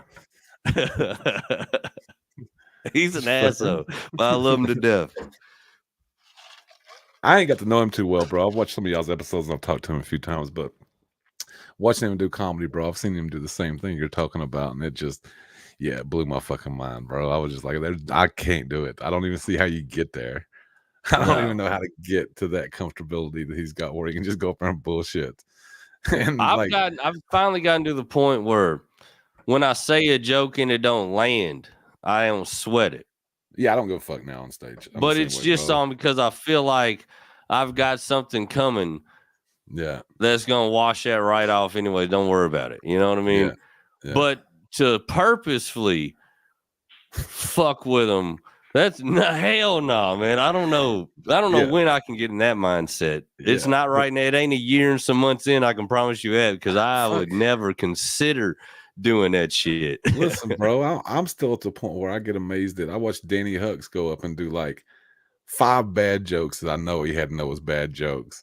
And then his commentary on the jokes being bad was some of the funniest shit I've ever been. And that's not even on Tim's level. Because, you know what I mean? It's just a joke, bad joke, and then funny commentary. Yeah. But I tell you, Danny Hucks and Uncool Randy are probably the best at trying new material and then ad-libbing in between the material for the laughs. Both of them motherfuckers are great at that. Bro, it blows me away that people see Randy at open mics and shit just fucking off so much that they don't know he's funny. Like they don't know he's funny. And that man is a monster, bro. He will blow you off the fucking stage if he's going up there to just throw heaters. I tried to tell him in that competition, I was like, boy, if that motherfucker comes, if Randy wants to win that motherfucker, he gonna win it. Yeah, he's bad, dude. He's tough. But like, I was the same way. I seen him do open mics like the first 5-6 times I was, and you know, he's just goofy and fucking off at mics, dude. And I was like, yeah, he's all right. He's a good dude, but he's not funny. And then I seen him do comedy, and I was like, oh, never mind. Fuck all that shit. He killed me, dude. I remember one night, it was a good night, man. There was a lot of good comedians up at the club. It was back early summer. And fucking everybody, it was a good crowd, man. The crowd was hot. And Randy got up there and fucking torched them, bro. Had every comedian in there crying, had me crying, the crowd. That motherfucker was just blazing them, and then Yeah. just fucking grabbed his fucking notebook and his drink and walked off like it wasn't shit, man. That motherfucker, dude, he's got some smoke. He's got some smoke, bro. Don't ever underestimate Randy. Hell no, dude. That's like I say when I seen him pop up on that competition, I was like, boy, they in for it with that motherfucker. Got it. He's one of the first comedians I ever met when I came on the scene when I was trying to get everybody to come on the podcast. Right. He was just standing outside Caravan, and I was talking to him, and I remember my first time walking away, I was like, well, that's a peculiar motherfucker. You know what I mean? Peculiar motherfucker. Yeah. Randy's and then over time, as I got to know him, I like him, man. He's a cool motherfucker, man. But yeah, he can blaze them. Yeah, he's nasty, bro. I got some ideas for a lineup for the Murder Circus with him involved in it coming up when I can get the booking right. So that's the funny thing. A lot of people come to me about that show shit, man, and they look at me about these lines. I'm like, dude, I'm specific about who features for who and who's on this and that, man. And two, it's like, man, motherfuckers are busy, dog. The good thing is, motherfuckers are busy, man. I can hit a motherfucker and they just ain't available, dog. But my thing is, if I hit a specific person for a show and they ain't available, then I might not even use that feature yet because I know if I can get them together, then that's to go because I ain't with these goofy shows, man. Like I'm trying to bring motherfucking Kings of Comedy every time we bring it. I'm talking from the front to the back. That show's gonna slap. That's what I was gonna say, bro. Don't even concern yourself with other people's styles. Don't concern yourself with telling people no on the shows, none of that shit, bro, because you got to make your show funny. That's the bottom line. Because if you're building and every show you have funny is funny. If there's 4 people with the first one, bro, there's probably going to be 8 at the next one if it's funny. And if you keep funny, just don't worry about it, bro. Just make sure your shows are funny. Yeah, well, that's the thing, man. That's what I laugh at him because it's like, dude, like none of this at all has really got any agenda over we only do a 3 to 4 at the most lineup. Exactly. We never do no more than that. Small show. So we ain't putting a whole bunch. So you can't just grab everybody for the show. Mm-mm. B, if I told you own the show, you own it. So there ain't no, flipping back and forth like, oh, this dude's on it and that. And plus, if I told you own the show, you own it. So if I told 8 people they own it and they hit me and said, J-Wall, man, you said I'm on the show, well, then you own it. Yep. So I don't do that, And like I said, man, people schedules and shit, but we only do 3 to 4 at a time. So like motherfuckers that are gonna get on the shows are gonna get on them when everything work out. You know what I mean? Yeah. That's the only thing I can tell motherfuckers. Like I don't trip on it. And I don't think nobody really trips on me about it either. It's just like if it look one way or another, like trust me, the only thing we doing is putting together the dopest lineup we can put, and the way we doing it too is gonna be the point where like, are you available for 2 or 3 nights? 3 nights, yeah. Because if not, then that means I need one lineup for one show, one lineup for another show. You know what I mean? So all that shit's a situation.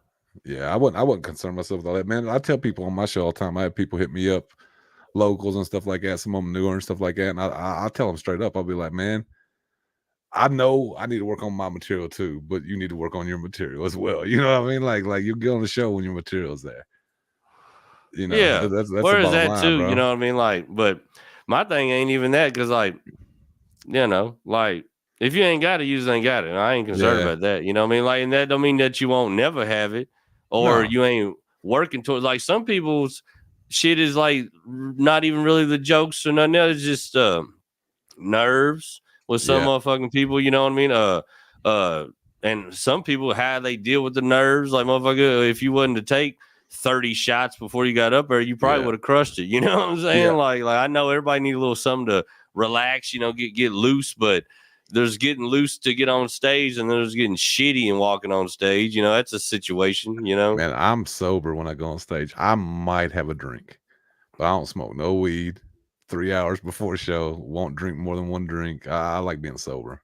Yeah, like the only time I ever got on any show shitty was either an open mic or if it was like a late bar show and we looked around like that was the vibe. Everybody's fucked up. Nobody give a shit. Like this crowd ain't really gonna listen no way. So then it's like, fuck you just got to match the energy. But if it's a show, like the Murder Circus of motherfuckers is funny. Everybody, as soon as they start coming in the door, want to buy me a shot, this and that, take a drink, blah, blah, blah. Like, nope.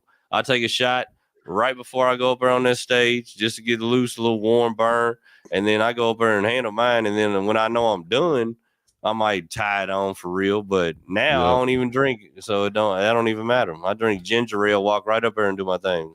Bro, I tell you, I'm getting tired of being a comedian for that one fact. I went to Chevy Chase Inn for the after party last night after the show, doing this. So many people knew me there that I was double fisting fucking bourbons and cokes, bro. And I didn't even buy one the whole night. I had people just feeding me bourbons and coke. This is ridiculous. Hell yeah. I don't need to know this many people. That's badass. Damn, I wish I would have known you had that popping. I'd have went down there. Oh, Chevy Chase Inn. What? Remember that one spot that used to be down there? I don't even. Is it still Atomic Cafe? Is that still down there? Fuck, it might be down there on the corner across from the gay bar. No, not Atomic Cafe. It was a grocery store that was down there. What the fuck was that called? It was dope, man. It was like it was like Whole Foods and shit before Whole Foods. You know what I mean? I forget what the name of it was. I don't even know. It was down there at Chevy Chase somewhere. It might be. I know what you're talking about. I think this place is still down there. I don't know the name of it. Yeah, I just remember like their deli and shit was smack. You can go in there and get sandwiches. Like everything was legit. I ain't been there in years, man. Like the wildest thing is telling people I grew up in Lexington, man. But it's like, yeah, I grew up there, man. But like I'm a tourist now. I moved. Shit, I got lost in Lexington the other day. Motherfucker, I used to be able to drive around that motherfucker with my eyes closed. I got lost and shit. That fucked me up, bro. I tell you what's cool, man. The first time I ever really walked around the other day, I was killing time before your show yesterday, and I was walking around the summit. Yeah, I've never. Man, you got to have some paper to go walk around that motherfucker. But I tell you, it's nice. It's nice, but yeah. Even that steakhouse dinner, man. I went down and ate salmon with somebody one time, man. Fuck all that. It's too much for me, bro. I like my meals to be $6. Oh man, that's the thing. I didn't eat there. Trust me, I ate at the Mexican restaurant across from Twisted Court. Fuck yeah. Is it any good? Fuck yeah, it is, dude. We got the barbacoa. Oh, dude, do you like that? What is it? Beria? You know what I'm talking about? Yeah. Everybody's doing now. Yeah. What do they call it? I always say it wrong. I don't know how to pronounce Mexican shit, bro. I got Mexican family. So yeah, well, whatever. You know what I'm talking about. The shit B-A-R, basically like a French dip. Yeah. Yeah, them. But they had them, but it was egg rolls, man. They were smacking. At the Mexican restaurants? Yeah, they had the barbacoa beef in the egg roll, and then they brought out the juice to dip in the egg roll, bro. Man, that place is always fucking like slammed over there, so I figured it was good. Oh yeah, dude, for sure. And like everything I've had over, because we went over one time for one of my homies, his homie had a birthday party over, so we was over, man. But yeah, that food slaps. Right. Tell me how that. That's what I'm saying, man. I was over at the barbershop. Then I went over and ate. Then I knew you were doing a show. I basically stayed over since like 5 o'clock. I seen you for a second, bro, and I was like, "What the fuck?" I said, "That was J Wild, bro." And I went out and looked for you. I think I was bringing somebody on stage or something. And you was already going. I was like, "Man, I'm making shit, dude." I'd smoked some weed with some guy right before that, and I was like, "I'm making shit up." No, man, I was sitting over talking to Kathy, crazy Kathy, bro.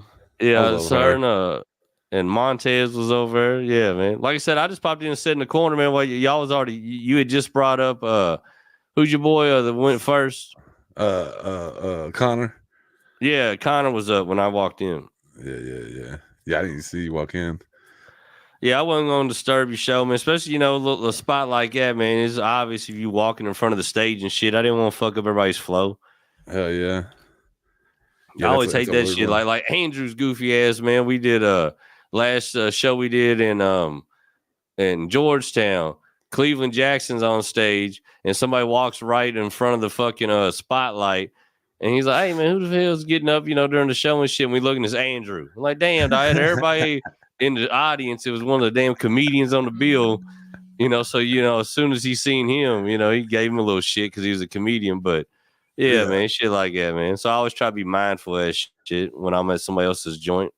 Hell yeah. With Twisted, man, I really don't worry about it because there's always somebody walking in front of the fucking stage. You know what I mean? It is what it is. Oh, well, yeah, It's the spot. I just don't want to add to it, especially, motherfuckers up there trying to get their shit off and shit. I'm trying to be respectful. And, the comedians too, you know, I walk past and they try to use me as a punchline, but like, well, now Chris got to put me on stage, and the rest of your night's about to be in my hand, motherfucker.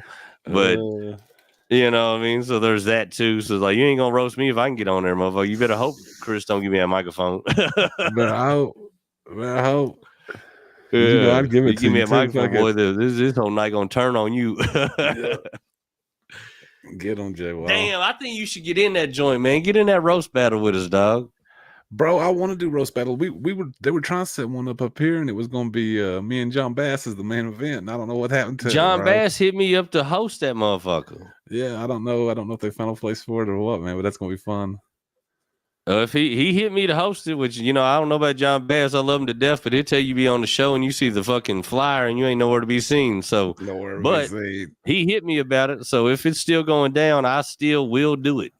Hell yeah! You'll get to roast everybody if you host. That's kind of what I was thinking. Yeah, like, if I get to host it, I get to give a shot in on everybody. I tell you what one I'm trying to set up. Maybe it could happen. Maybe. I don't know if both of them got in this one in January or not, but I want to set up Lucius Williams versus William McKenzie. Okay. I want that roast battle to happen in a major way. Do they kind of have a standoffish relationship or something? Because I think that makes it funner. Yeah, that's why I want to do it. Yeah, that's they that's ain't why really I wanna... standoffish, but it's like both of them is kind of like sitting in that seat is like the next one. You know, the next one to fucking kind of like move from the feature to the headliner, you know, like, you know, even moving up the ranks and shit, you know what I'm saying? And the scene, like, it's like to be known that it is what it is now. You know what I mean? That could be the chooser for him to move up, or it could be once one of them gets moved up, the other one's done beat his ass in the fucking thing and he can talk shit to him even though he didn't move. You know, I'm better than you anyway, though, right? Well, the wild thing is the roast don't mean shit about it. Is honestly, the funny thing is, like, it's goofy to even have the competition because both of them are probably at the level to move. And they'll probably both end up making that jump around, I would imagine, the same time any goddamn way. But it's fun just to talk the shit in the scene and get and pin them against each other. You know what I mean? That's basically it's more of a sick game that Kimbrough derived in the scene more than it's actual. I mean, they both are impeccable on stage. Both of them got heat. Both of them are pretty much at that level of you could probably book them as a headliner, I would imagine, you know what I mean? Or they're working toward it, you know, they're right there at it, I guess. I don't know how to phrase it, motherfucker. I'm a goddamn host, you know, that's where I'm at with it, but you know what I'm saying? But nevertheless. That's the same reason they picked me and John for here, though, is because like that would probably put more people in the seats, you know what I mean? Just the fact that they know there's already like, and it's but you seen Will go up. Oh yeah, Will's a monster, bro. I've seen Will. The thing is, you know, when Will starts, he's got his opener. Yeah. Same opener he does every time, you know, when he first introduces himself to the crowd, which we won't spill the beans here just for anybody who may have not seen him yet, which it ain't nothing. It ain't even a joke. It's just what he says when he comes on stage. But nevertheless, twice now. Once at a barbecue backdoor show that Bowman put on, which was funny shit. The meat smokers. Yeah, and then once at a show at the Caravan, in front of a packed house at Caravan, mind you, Lucius used Williams' opening line. Oh shit! So with that, to me, they've already thrown the line's already in the sand. Yeah. You know, so I just think that we should fucking fill the seats up and let them have at it. To me, that's what I'm pushing for. Now, whether they'll do it, we'll book it, whatever. Who the fuck knows? Because both of them, it ain't like they really got beef. They fuck with each other, whatever. Shit, I just seen them at Caravan a minute ago talking to you. You know, it ain't nothing like that. Oh, but goddamn, it still adds to the fun of it. It would be entertaining. Plus, both of them would come with some shit. Oh yeah. Which would be the thing, you know what I mean? You know, I ain't never seen Lucius do stand up. You've never seen Lucius get down? Nope. I've seen Lucius at a million fucking places, bro, but I've never seen him go on stage. Yeah, he don't really go over too many of the open mics. No. He will here and there, but nah, man, Lucius is a killer, man. He'll get on stage, he'll fucking crowd up, man. I've heard he does, man, but I ain't never seen him perform. Oh yeah, Lucius I've get seen him out down, man. everywhere. He's out everywhere. I've seen him at Caravan. I've seen him at LCC. I've seen him at Planet the Tapes, but I ain't never seen him perform. Like I said, man, I ain't even talking about personal preferences side. I think like the status quo and look kind of in the scene in Louisville is like, you know, like Lucius and Wheels like neck and neck, you know what I mean? Yeah. So if you look at it like, hey, you know how Will gets down, Will flatline a crowd whenever he wants. So Yeah. Lucius bringing that same thunder, Same you know what I thing. mean? Hell yeah, Honestly, man. the wild thing is, as long as you can make it understood that it's like a Kings of Comedy style show, and it don't matter the rotation, it's just these are the motherfuckers on the show, and somebody's got to go up in some slot. You know what I mean? Mhm. Putting them both on a show with somebody crazy headlining would be insane. Nasty, yeah. But who do you put as the feature? But like I said, if it's like a double feature or like a triple headliner type situation, you can just swap it out, make them flip a quarter for it. I mean, it don't even really matter if they're on the same level. well, that's what I'm saying. Just as long as it's understood that like whoever is going second, it ain't like the other dude is opening for him. You know what I mean? Like you got to set that tone that like you ain't opening for this motherfucker. It's just all y'all are on this show. Bro, I think it's all that's petty shit, bro. I don't care. I just want to be on the show. I don't care where nobody show. puts me, man. Honestly, I just would rather go early. Like this show we got tomorrow. I don't know where he's planning on putting me, but I'm sure going to ask for the 3 slot. The way I understood it, us featuring acts are going to go up first, and then the guest spots are going to go up last. That's the way I was told like 3 weeks ago. It's almost kind of like doing a showcase and opening up for an open mic, basically. Well, that's the best. I mean, that I've seen that done plenty of times. That makes sense. So because when I seen all them names on the lineup, I was like, if they're just gonna just run through it, then I want to go like 3rd or 4th. Let me get in there, get that crowd before they get too annoyed and get out. Now that motherfucker might switch shit up on us before we get there, but when I talked to him, that was his plan. Like the guys that he had, like he had some of us up at the top featuring, I think, and then he had like guest spots or whatever at the bottom.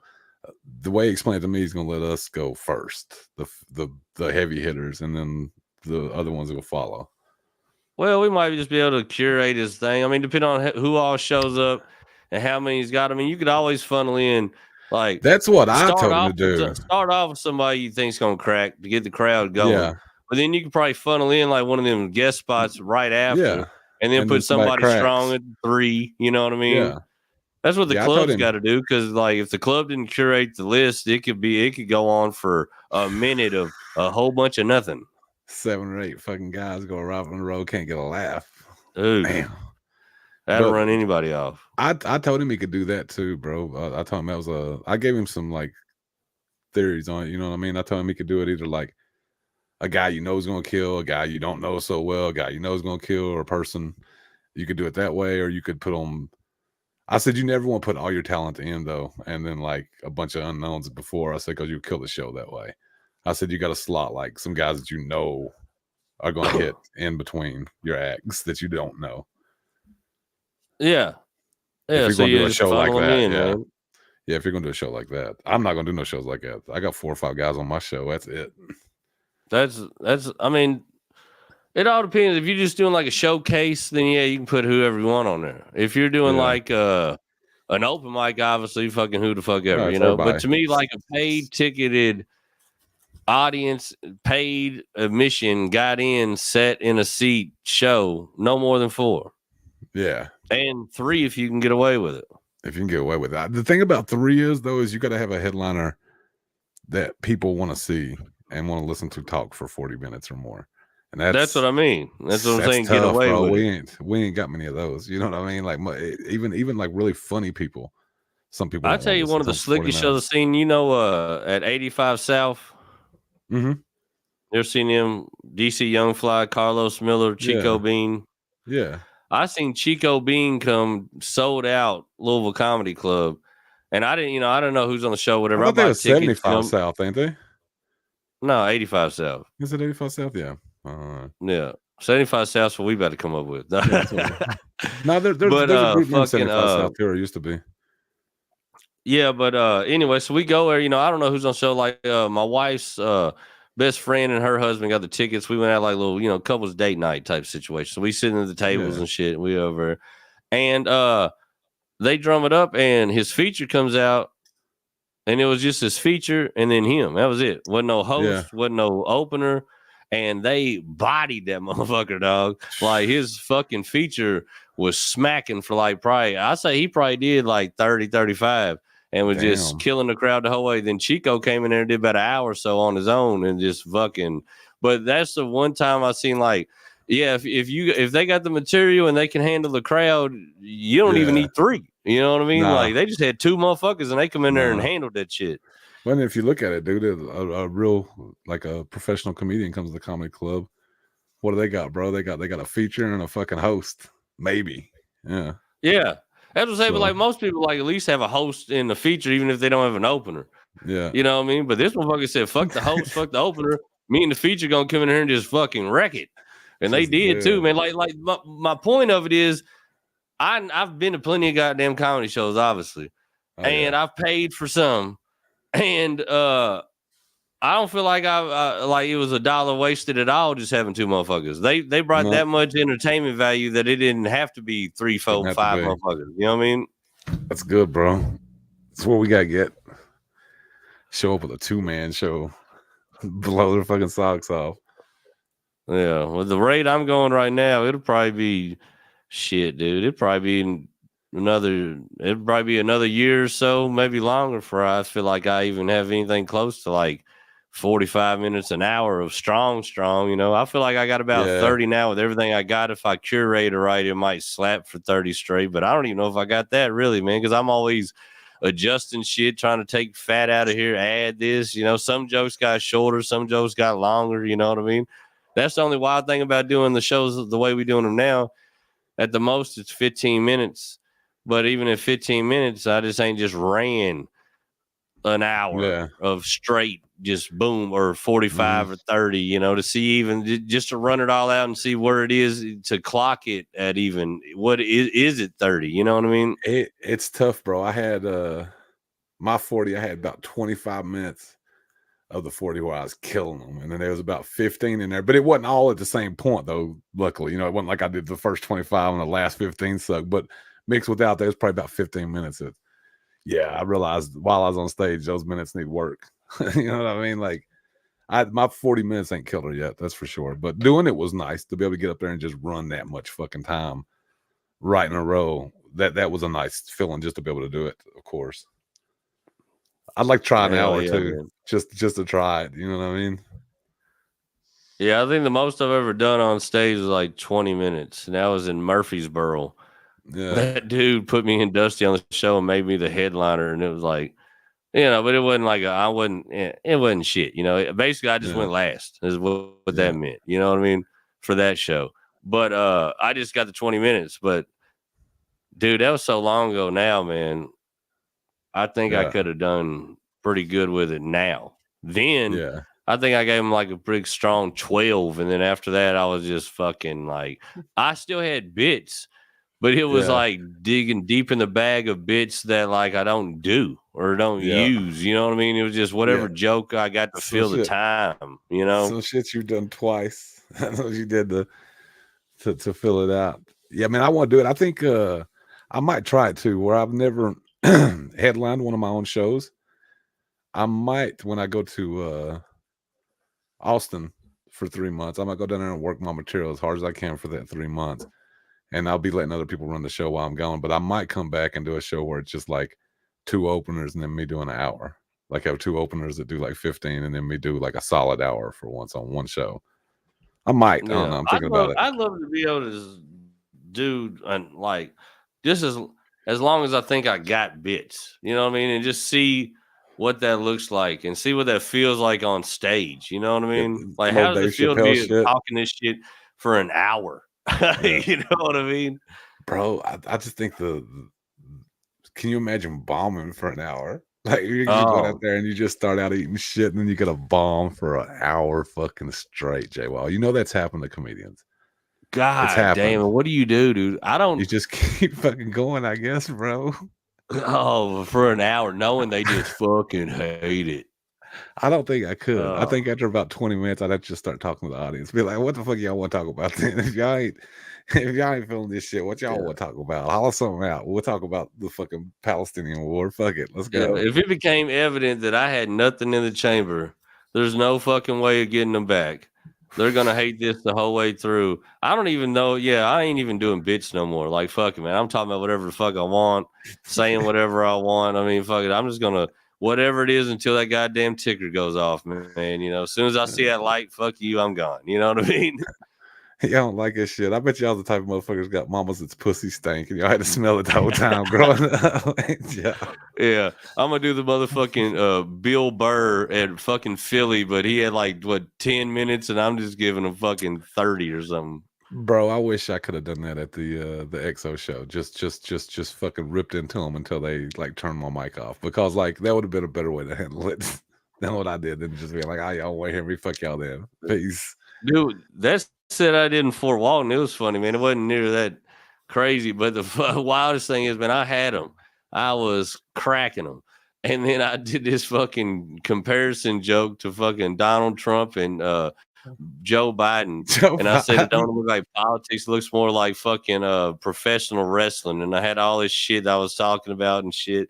And dude, you cannot talk about Donnie T in fucking Florida, dude. They don't like that shit, man. That is their guy. And I'm talking about, the funny thing is, like, I'm giving just as much shit to the other side. I'm just making light of the fucking, they didn't give a fuck. They hated that shit so bad. As soon as I said something about January 6th, oh, it was on.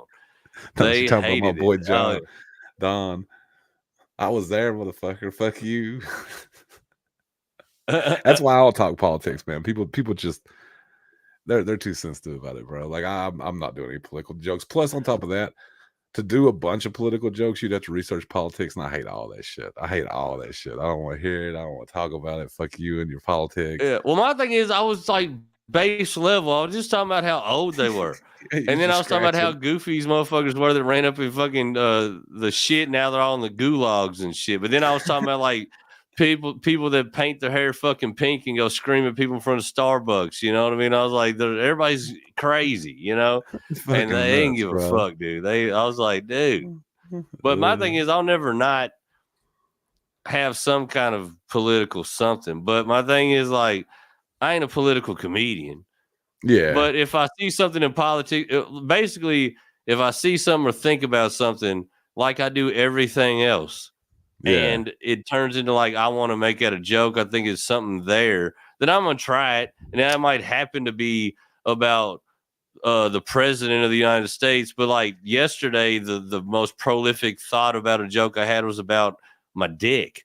So it's like, really, the joke about my dick to me is no different than the joke about Joe Biden. It's just a goddamn joke, you know? I'm not worried about the backlash for it or anything like that. I'd say anything. I would do something like base level political, like a open mic or something, just trying to get a one-off joke to put on my TikTok or something. But I just don't see any place for it. Like for me in my sets, I want to put stuff in there that I guess it's timeless. You know what I mean? If it comes down to like my actual hour that I'm working on, I don't want it to be based on like any point in time. If that makes, I don't want it to like, I don't want it to time out. Like in 10 years, people be like, "What the fuck was he talking about?" That is rough with some specials. You go back and watch them, and if you wasn't there and didn't understand like the culture or the times or the references, it is kind of rough to like follow it. You know what I mean?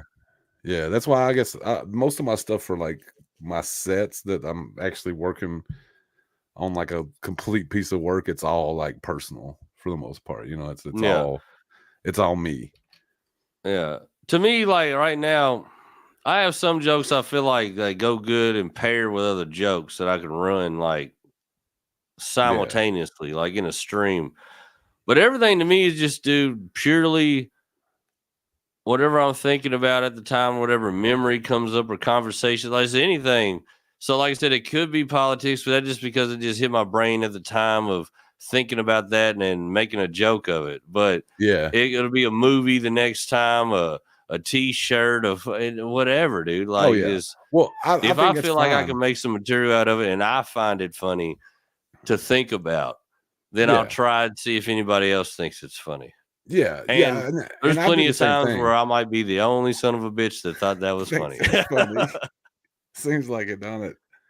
I still Yeah, write dude. jokes about everything, bro. Like I wrote jokes about the fucking dudes coming across into that festival, paragliding in on the people on the little fucking machines they came in on, bro. People hated that shit on TikTok.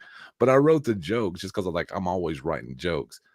But like I said, I'm writing jokes that don't fit into my set, so I just use them for something else. You know what I mean? Like an open mic, and Yeah. I'll tape it and throw on TikTok, or I use them for like a skit that I throw on Instagram Live or something like that. So I'm still writing those types of jokes, but when it comes to set, it's almost so useless. It just sharpening up my joke writing, I guess. Yeah.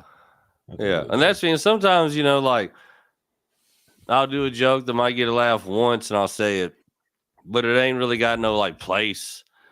It was just for the moment, or I said it riffing or whatever, and I might not never do it again. Funny thing is, I was riffing at Kaiju, and I randomly just said something about putting fake blood on my nub and running through a haunted house one time. And that motherfucker, Aaron Love, came up to me for a year solid and was like telling me I got to do it again. I got to do it again. It was funny as shit. So I waited until this Halloween and dusted it back off and started playing with it again. You know what I mean? But that was one, I was going to say that one time at Kaiju, and I was never intended on even saying that shit again. But the motherfucker just kept hounding me about it. You know what I mean? So I finally put it into something, Yeah, that's a good thing about like running shit at mics and stuff too, man. It's because you never know what's gonna be funny to people, bro. You never know. Yeah, that's why I I'm got a always killer trying joke, shit, man. I got a killer one, dude. Don't fit nowhere in my set, nothing. Every time I do it, bro, it gets like a fucking applause break and shit. And I don't even know where to put it. They ain't got nowhere in my set, bro. But it's what it is. Jokes. Put her at the front, put her at the end. She'll leave with a bang. Hell yeah, I might be on one of those sets where they tell me to do 30 one day and I get a 25 and don't know where to go with it. And I just bring that motherfucker back out. There you go. I'll do that every now and then. Like if I see the light and I know I got time for one more joke, it like depending on where I'm at with where I've been taking them the whole night. If I got time to slip, I'll just slip in a joke that ain't got nothing to do with nothing I was talking about the whole night. Nothing. Just because I know it's a good one, and I'll leave them with like a banger. You know what I mean? Yeah. But like it ain't like it didn't fit, or like it was like maybe I started off with like 2 or 3 arm jokes, and then I got into some whole other shit and nothing about having one hand. But then I'll leave them with like a funny arm joke that I know is funny just because I knew I could slip it in before the light. You know what I mean? Right. Like shit like that. That's what I love about having material is being able to play with it and put it where you want it. I remember them days starting off where said something and somebody laughed at it, and that was like all I got. So it was like, that was the one. So like if you said it again and nobody laughed, there wasn't no transition, or you couldn't move pieces around. Like you had to stick with whatever was working because that's all you had, Or I've noticed this too, man, about having material now is like used to, if I was doing like a 10-minute set and I get 6 minutes in, forget my next fucking joke, my set was done. Because you know what I mean? And now I can forget where I was going and I can completely transition into some other shit that keeps it flowing right along. You can't even notice that I missed a joke, but I forgot like half my fucking real set. You know what I mean? But I just got so many jokes now that I can fuck it. I forgot it, but I remember this other one. I'm the same way, dude. I've done that plenty of times. I'll be in there like I'll riff with somebody and I'll forget what joke I was on when I was fucking with them, you know what I mean? And I'll just come in with a whole nother joke. And just start taking them on another journey. You know what I mean? Like, fuck it. Like, whatever, dude. Like, but that's the thing. To have material is a luxury because I remember the days of I could riff in the crowd and then come back to my material and not know where I'm at and not know where I'm at. It's just blank and like, oh shit. Yeah. I've literally said on stage, bro, that I had more for y'all tonight, but I forgot that shit. So I guess I'll see y'all later, and that never happens to me anymore because I've nobody's offered me anything over 15, and I've got fucking 3 times that if I need it. So I've always got a joke to alt out too if I forget some shit. Yeah, dude, that's a beautiful thing. And that's what I like about always coming up with shit too, man. And I love it too. I love coming up with new shit for jokes you already had. Oh, it's so like nice, I had a joke I was running forever, and it always hit pretty good. But I was thinking about it. I was like, well, like I don't really talk too much about how I got into this scenario. So then I started like going back in time. Like I almost had like a prequel to the joke. You know what I mean? Like started it off longer and added more shit to how I got to getting them into the initial joke itself. You know what I mean? Like I love doing shit like that because like I love it too for comedians. Because some of them, I'll start the joke and it'll be some shit they ain't heard before. And then next thing they know, they're into a joke they've heard before, but they ain't heard that first way I got into it. You know what I mean? Or they didn't hear or they sit there thinking, oh yeah, I heard it, and they can count my punches and shit. And then next thing I know, I ended it left. And they're like, what the fuck? You didn't say that shit before, you know what I mean? Or whatever, or you didn't end it like that, or you know what I'm saying? So I always love fucking with shit like that, man. It's fun to me. That's what I love about doing new shit too, man, is that's the only way to really fuck with the comedians at the bar show mics. Yeah. Because after they've heard your shit, they don't heard it. And then they've heard it again and again and again. And that's great. Yeah. But if you throw my left in there, saying some shit that they ain't heard, that's the only way to get a genuine reaction out of them because you know for a fact they've never heard you say his shit. Yeah. So that's the first ever time you really get to see it from them, how it took. You know what I mean? Yeah.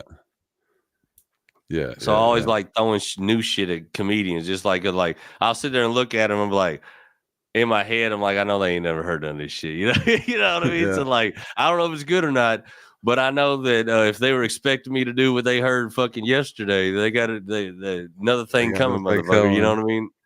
Yeah, I like trying to do that too, man. I like when somebody sees. I especially like it when it's like you or Dusty or somebody that don't always see my sets, but y'all seen one version of it, and you come back and it's completely different. You're like, yo, what happened to that joke, bro? It got better. You know what I mean? I like that shit too. Yeah, man. Yeah, dude. I like it's a wild ride, dude.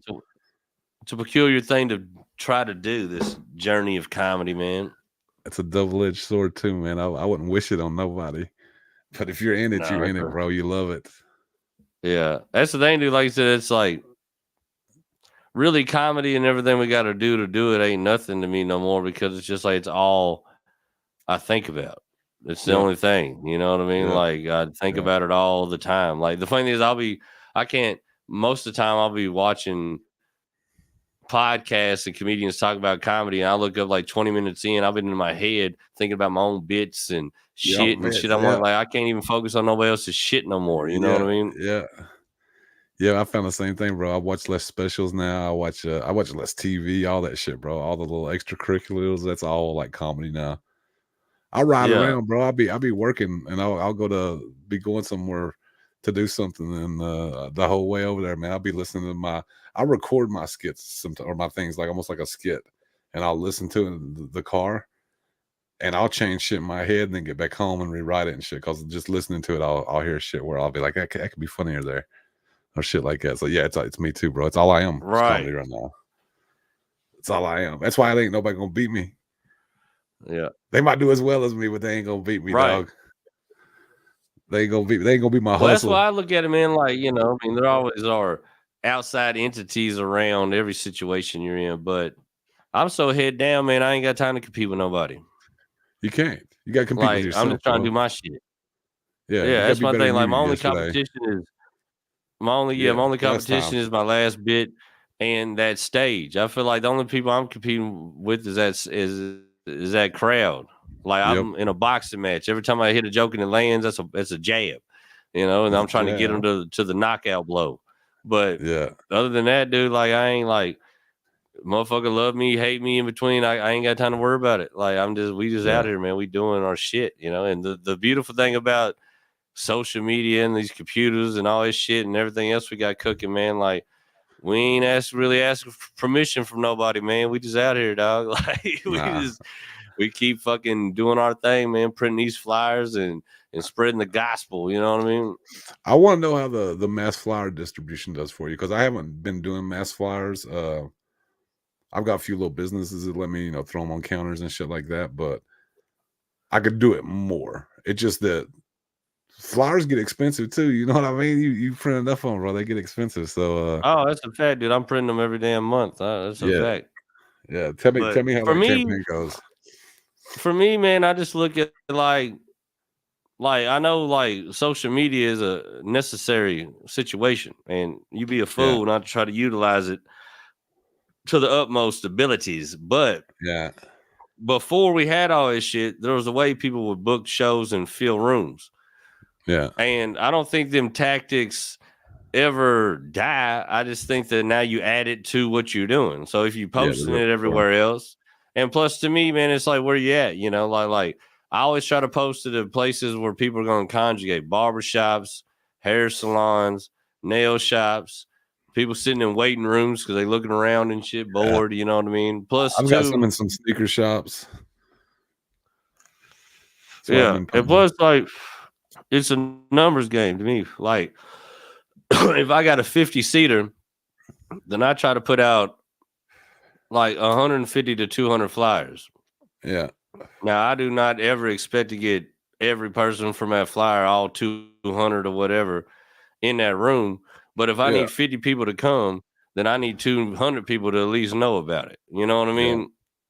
No, it's like you know how it is. Like for every one dude that tells you he's coming, there's 20 that ain't coming. You know what I'm saying? So like, and plus, you know, you never know who's gonna see it. And two, like the way we do our flyers is they double as tickets. Oh yeah, that's because we can put the QR code to the pre-sales on all of our shit. You know what I mean? So like it's not just a flyer or a poster. Like you can hit it right there and go straight to the shit. Go ahead and buy it right then and there, get the pre-sale, you know. So it's like it doubled, you know, it's a ticket, it's a flyer, it's everything.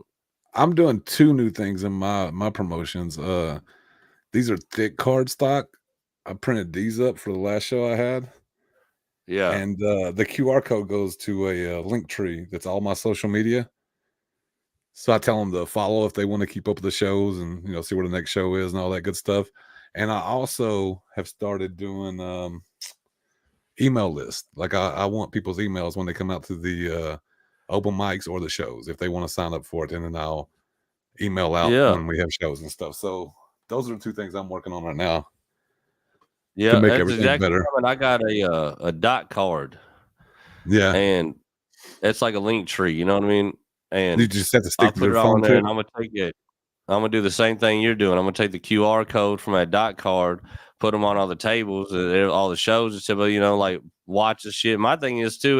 You get the viewers, maybe some followers, and people's information to let them know, you know, the next show's coming up and shit. But 2, man, I like it, man, to try to get them to take pictures and anything they got from that share night. with.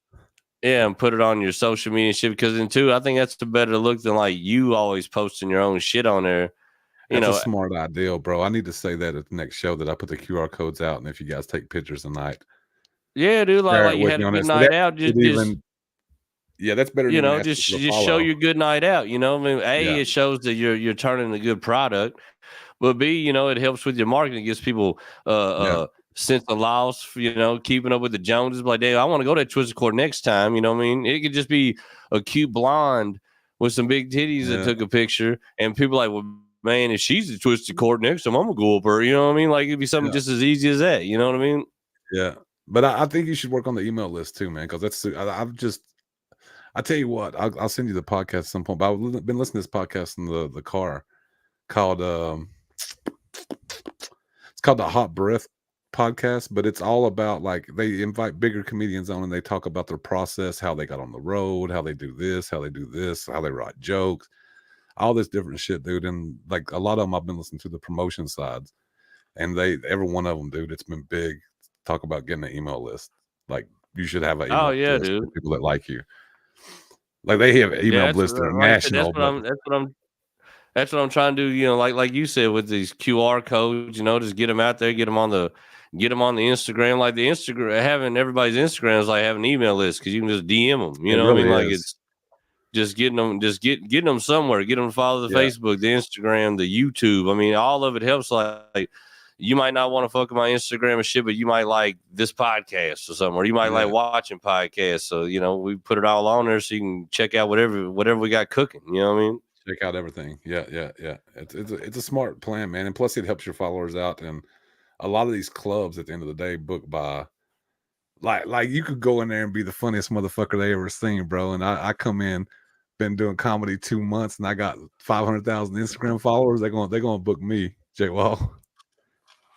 It's like 99 out of 100 clubs will book me in that situation over you, and you'd be funny as fuck, be the funniest fucker they ever seen. And I'm pretty sure that's how it is across the board. Man, like the festivals we send our videos to, like they'll take into consideration, yeah, that was a funny video, but then they're gonna look at your shit like, oh, well, he only got 60 Instagram followers, you know what I mean? Yeah. And like there ain't no like, there ain't like no red flag laws or nothing like you have to fucking give me a fair shake. No, like because like they're like, this dude here is funny as shit, but he ain't got no followers. This chick here's got 500 something million followers, and she ain't funny at all. We're gonna book her, you know what I mean? And not saying a feat just because it's a female, just anybody, you know what I mean? Like it don't matter who it is. Well, if they, it's like the clubs now. If you sell out 300 seats, they don't give a fuck if you're funny. That's what I was gonna say. It don't matter, bro. The club wants to sell seats, and the person who's got 500,000 followers or 1 million followers, they're gonna sell the seats. So right. So that's to me like, and I've had people come to me too about doing our show. Shit like, oh, this dude here, he's a bringer. And for me, it's like that's cool for moving tickets, but for me, I'm about the show. So if the show ain't gonna crack, I really don't care how many people you brought if it ain't funny. You know what I mean? It's like so. That obviously, to me, that's just trying to get ahead of the game, kind of not cheating, but just a cheaper way to do it because it's due to bring 20 people, but he ain't funny. To me, it's like, nah, dude, I'm trying to sell a funny show. Yeah. Because anybody that wasn't his 20 people that came in there still expected to see a damn good show. Yeah, and I mean, you ain't going to put him and on I don't care if he brought 20 people and there's 2 other people in there. I sold tickets to them 2 people telling them they're going to get a goddamn funny-ass show, and that's what I plan on bringing. Well, I've also noticed with those bringers, dude, like the people that are big bringers, they usually aren't like a headliner. And then when they get done, their people leave anyway. So what the fuck? You know what I mean? Like, oh, well. Yeah. And nothing to it. Not shitting on them. No, fuck it. Not shitting on them at all. Get it how you get it. But to me, like that for our brand ain't never going to be your deciding factor. No, I don't care how many people you can because the thing is, I don't put... Right at the moment, I put the promotion on the promotion. I put it on the company. Like, if I book you on a show, if you share my flyer and shit, that's cool. But I don't ask you to. Like, I promote that show. And if I get the people in the seats, then that's on me. If it's an empty house, that's on me. Yep. So it's like, it'd be nice, if you got a good following and you're on the show, I appreciate you doing it. But at the end of the day, you're the paid act. What your job is to do is to come in here, do your time, and blaze them. Yeah. My job is to fucking promote the show and get people in there. Yep. I put Ever Failure on and I don't consider any on failures, but every time the Twisted Cork's been like a light show, that's my fault. I fucked up promotion somewhere that month. You know what I mean? Like it's on me. I feel the same way. And the thing is, anybody that's real about it can't get too mad about that on that end too if you're on that show. Like nobody guaranteed you a full house. You know what I mean? We're gonna try. Obviously, everybody's goal is a full house. Nobody doesn't want to sell out, but sometimes the shit don't happen. Don't happen, bro. It is what it is. Again, though, man, I'm the same. I'm the person that if I'm in front of a crowd of 2 or 200, bro, I'm gonna try to give them the same show. It's hard to give 2 people the same energy to give 200, but I'm gonna try it. I'm gonna give them my best show that I can give them. Yeah, that's like Deontay started his own open mic on Wednesday nights over in New Albany, and I went to the first one, and it was him, one other comedian, his 2 homeboys, and this old couple that was already in the bar drunk from that noon, and that was it. Nobody gave a fuck. You can tell, his first time doing it and shit. He's a little frustrated about it, But the thing about it is, like, I got up there and I basically just had a conversation with the people that was in there. And just threw my jokes in here and there, just made them laugh, just cut up with them. I was like, dude, you just got to play to your crowd, man. Standing up here just standing up here just doing your bits ain't gonna work for 2 or 3 people just talking at the bar. If you want to draw them in, you got to talk to them specifically. You know what I mean? And you can't judge yourself early on when you're throwing shows like that, man. You got to build them. You got to build them. But my thing is, too, I think that's why, like, if you really out here grinding and doing and going through everything we got to go through to get this thing, then like when you show up to a show like that, you don't trip like, oh, there's only 4 people here. Yeah. You know what I mean? Like, well, like obviously we wanted to be 400, but it's 4, and we're here, motherfucker. Let's do it. Yeah, let's rock their faces, bro. Yeah. The thing is, though, those shows is what you put in to your time, you know, building your career up to when you get that full ass fucking theater, you fucking melt that bitch. You know what I mean? And you know what to do with it, you know, and you appreciate the fuck out of standing there, you know. Because you turn around and remember at night it kaiju for 2 fucking people, you know. I hated your fucking guts. They both hated you. Oh, fuck it, bro. Yeah, to me, it's just how bad you want it and how far you're willing to go to get it. I think it is. I think it is, bro. And putting yourself out there. I think what I've seen with everybody that I've seen that may have like been able to do something or not, I think the biggest devastation to everybody was quitting. Yeah. Stopping, taking some kind of break, a long break. I mean, maybe motherfucking need a week or something off. All right, whatever. But I'm talking about like a year or so. Like, I don't see that be. I've never seen that be conducive for nobody. Because the thing is, there ain't a shortage of comedians, especially now with social media and shit and the Austin boom and all that shit. So the thing is, yeah, motherfuckers might love you and want to see you and shit, but eventually, if you don't come around enough, they're gonna go on to somebody else, man. It's a very "what have you done for me lately" situation. Yeah. You know, if you just disappear today, all the bookers, all the clubs, they ain't gonna miss a beat. They just gonna book somebody else, man, and move on to the next dude. Like, you know, they might have loved you and thought you was gonna be whatever. Don't fucking matter. If you just disappear, then somebody else gonna step up. Well, I mean, anything in life, bro. You have not failed until you quit. You know what I mean? You know what I mean? So to me, it's like just don't stop. You know, no matter what. Like if you fucking up in your real life and shit, then if you gotta fix that to keep doing what you can do, and that's when you're really gonna look and see how bad you want this shit.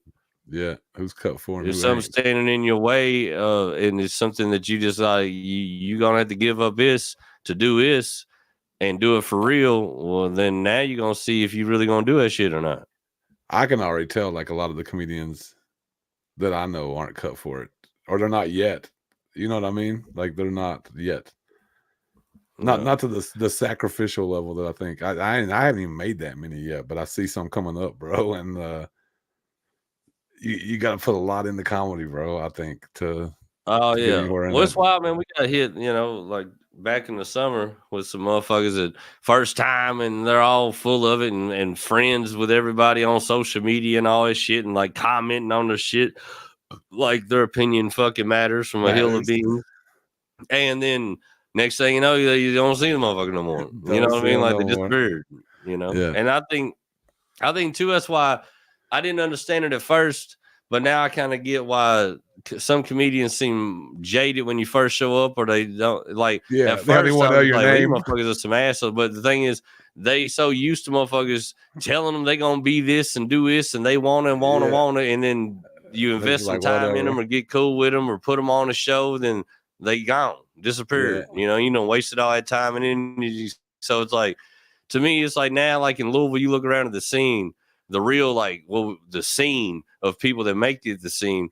That's the motherfuckers that been there doing it. All the motherfuckers that just pop up and shit. Like some of them stick and stay and add to it, and some of them are here today, gone tomorrow. You know what I mean? So 6 months, bro. I've even already seen it. I've seen 2 motherfuckers come up since I've been in. There's going to be the next Netflix special, and they go kill it. And they going to New York, and all this. 6 months later, they just disappear. I don't know where the fuckers went. Yeah, just gone, bro. I think a lot of people though, like they just. I don't know what they think they signed up for. You know what I mean? Like, you ain't gonna get no bread off the top doing this shit, not for real. You ain't gonna be famous. People ain't gonna like you. You probably ain't gonna be funny. So it's harder than it looks. You got to deal with. You got to learn how to deal with all that shit. It's a lot. And you gotta know that you just gotta know that it ain't gonna come to you like that, man. And like I said, man, it might take you who knows how long to do some shit even worth fucking listening to on that damn stage. You know what I mean? Like, that's A1 day one. Fuck everything else. What you thought about Netflix and all this other goofy shit, motherfucker. Can you go up on any stage, any of them, and do some shit? Can you do that? That's A1. Can you do that? It's a lot harder work than what it looks like, though, man. Because you watch a comedian, they're just up there talking, and you're like, I can get up there and talk about funny shit. You know what I mean? But then you get up there and you can do 5 minutes here, and 5 minutes here, and 5 minutes here, and 5 minutes here, and it'd be 5 different minutes. And every one of them kill on their own as 5 minutes, but then you put them fuckers together and do a 20-minute set with that same 5 minutes that killed everywhere else, bro. And that's a cohesive 20 minutes. It ain't shit. You know what I mean? Yeah, you gotta work that's the on one thing, man. And the dopest thing about it is too, man. Like nobody's exempt. Nobody's exempt. The bro. biggest names in the game bomb. Yeah. Almost every time they get done with rapping a special and they starting from square one in the clubs, at the open mics, getting their shit ready, they all come off like everybody shitty. Yeah. It ain't there. It ain't where it is. It ain't exactly, you know what I mean? Like nobody's exempt from the shit. You know what I mean? That's the thing, bro. It's the work. That's what I love about it. Like, because right after Dave Chappelle raps his next special, when he goes back to the drawing board, he's right there with us. Booed and shit. He getting booed and shit. Same with us. Yeah, like Chris Rock. They say like Chris Rock always tells people when they see him pop up at the club and shit. He's like, if you expecting bigger and blacker, that ain't this. I just wrote this shit. I don't know what I'm gonna do with it. Like, whatever. Like he just telling them, like, motherfucker, this is how I do my shit. But the beautiful thing is the biggest names, the biggest houses, all the cars, whatever. They all got to do exactly what the fuck we got to do. Yeah.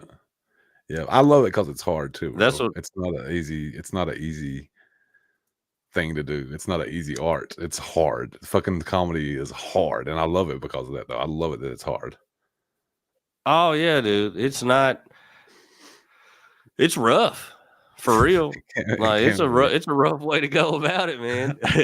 I can see how it breaks people. I can see how people do because they'll be like, man, fuck this shit. I ain't doing this shit no more. But I'm not like that. I fell on stage and I'm like, damn, I got to work on my material.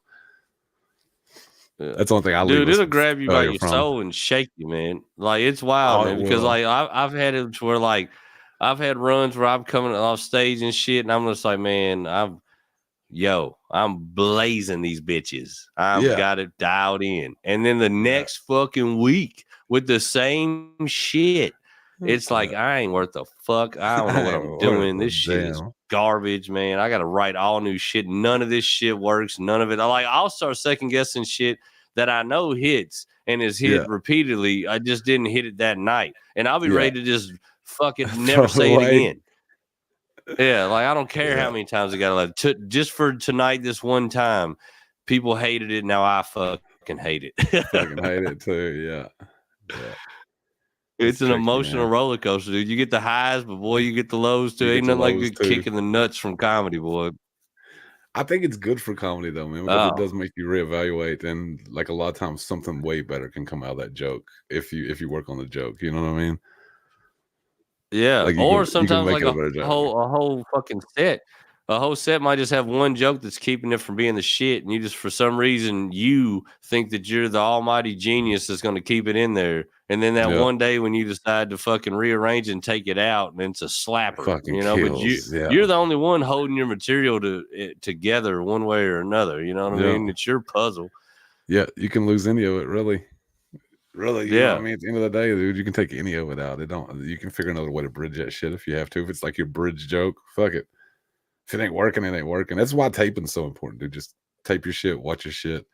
It's also good for like if you had a joke that was slapping and then it quit slapping to watch comparatively, because you can notice like, oh, I was saying this joke quicker here, or I was saying it slower here, and that's why I didn't work. You can see why you fucked your joke up.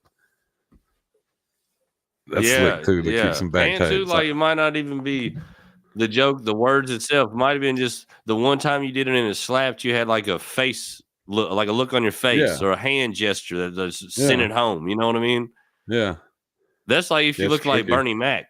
Sometimes that motherfucker just opened his eyes up real big and have people crying, laughing, didn't even say shit. You know what I mean? Yeah. Like just like facial expression at the right time or something, you know, or like a hand gesture or something. You know what I mean? Like all that shit factors in.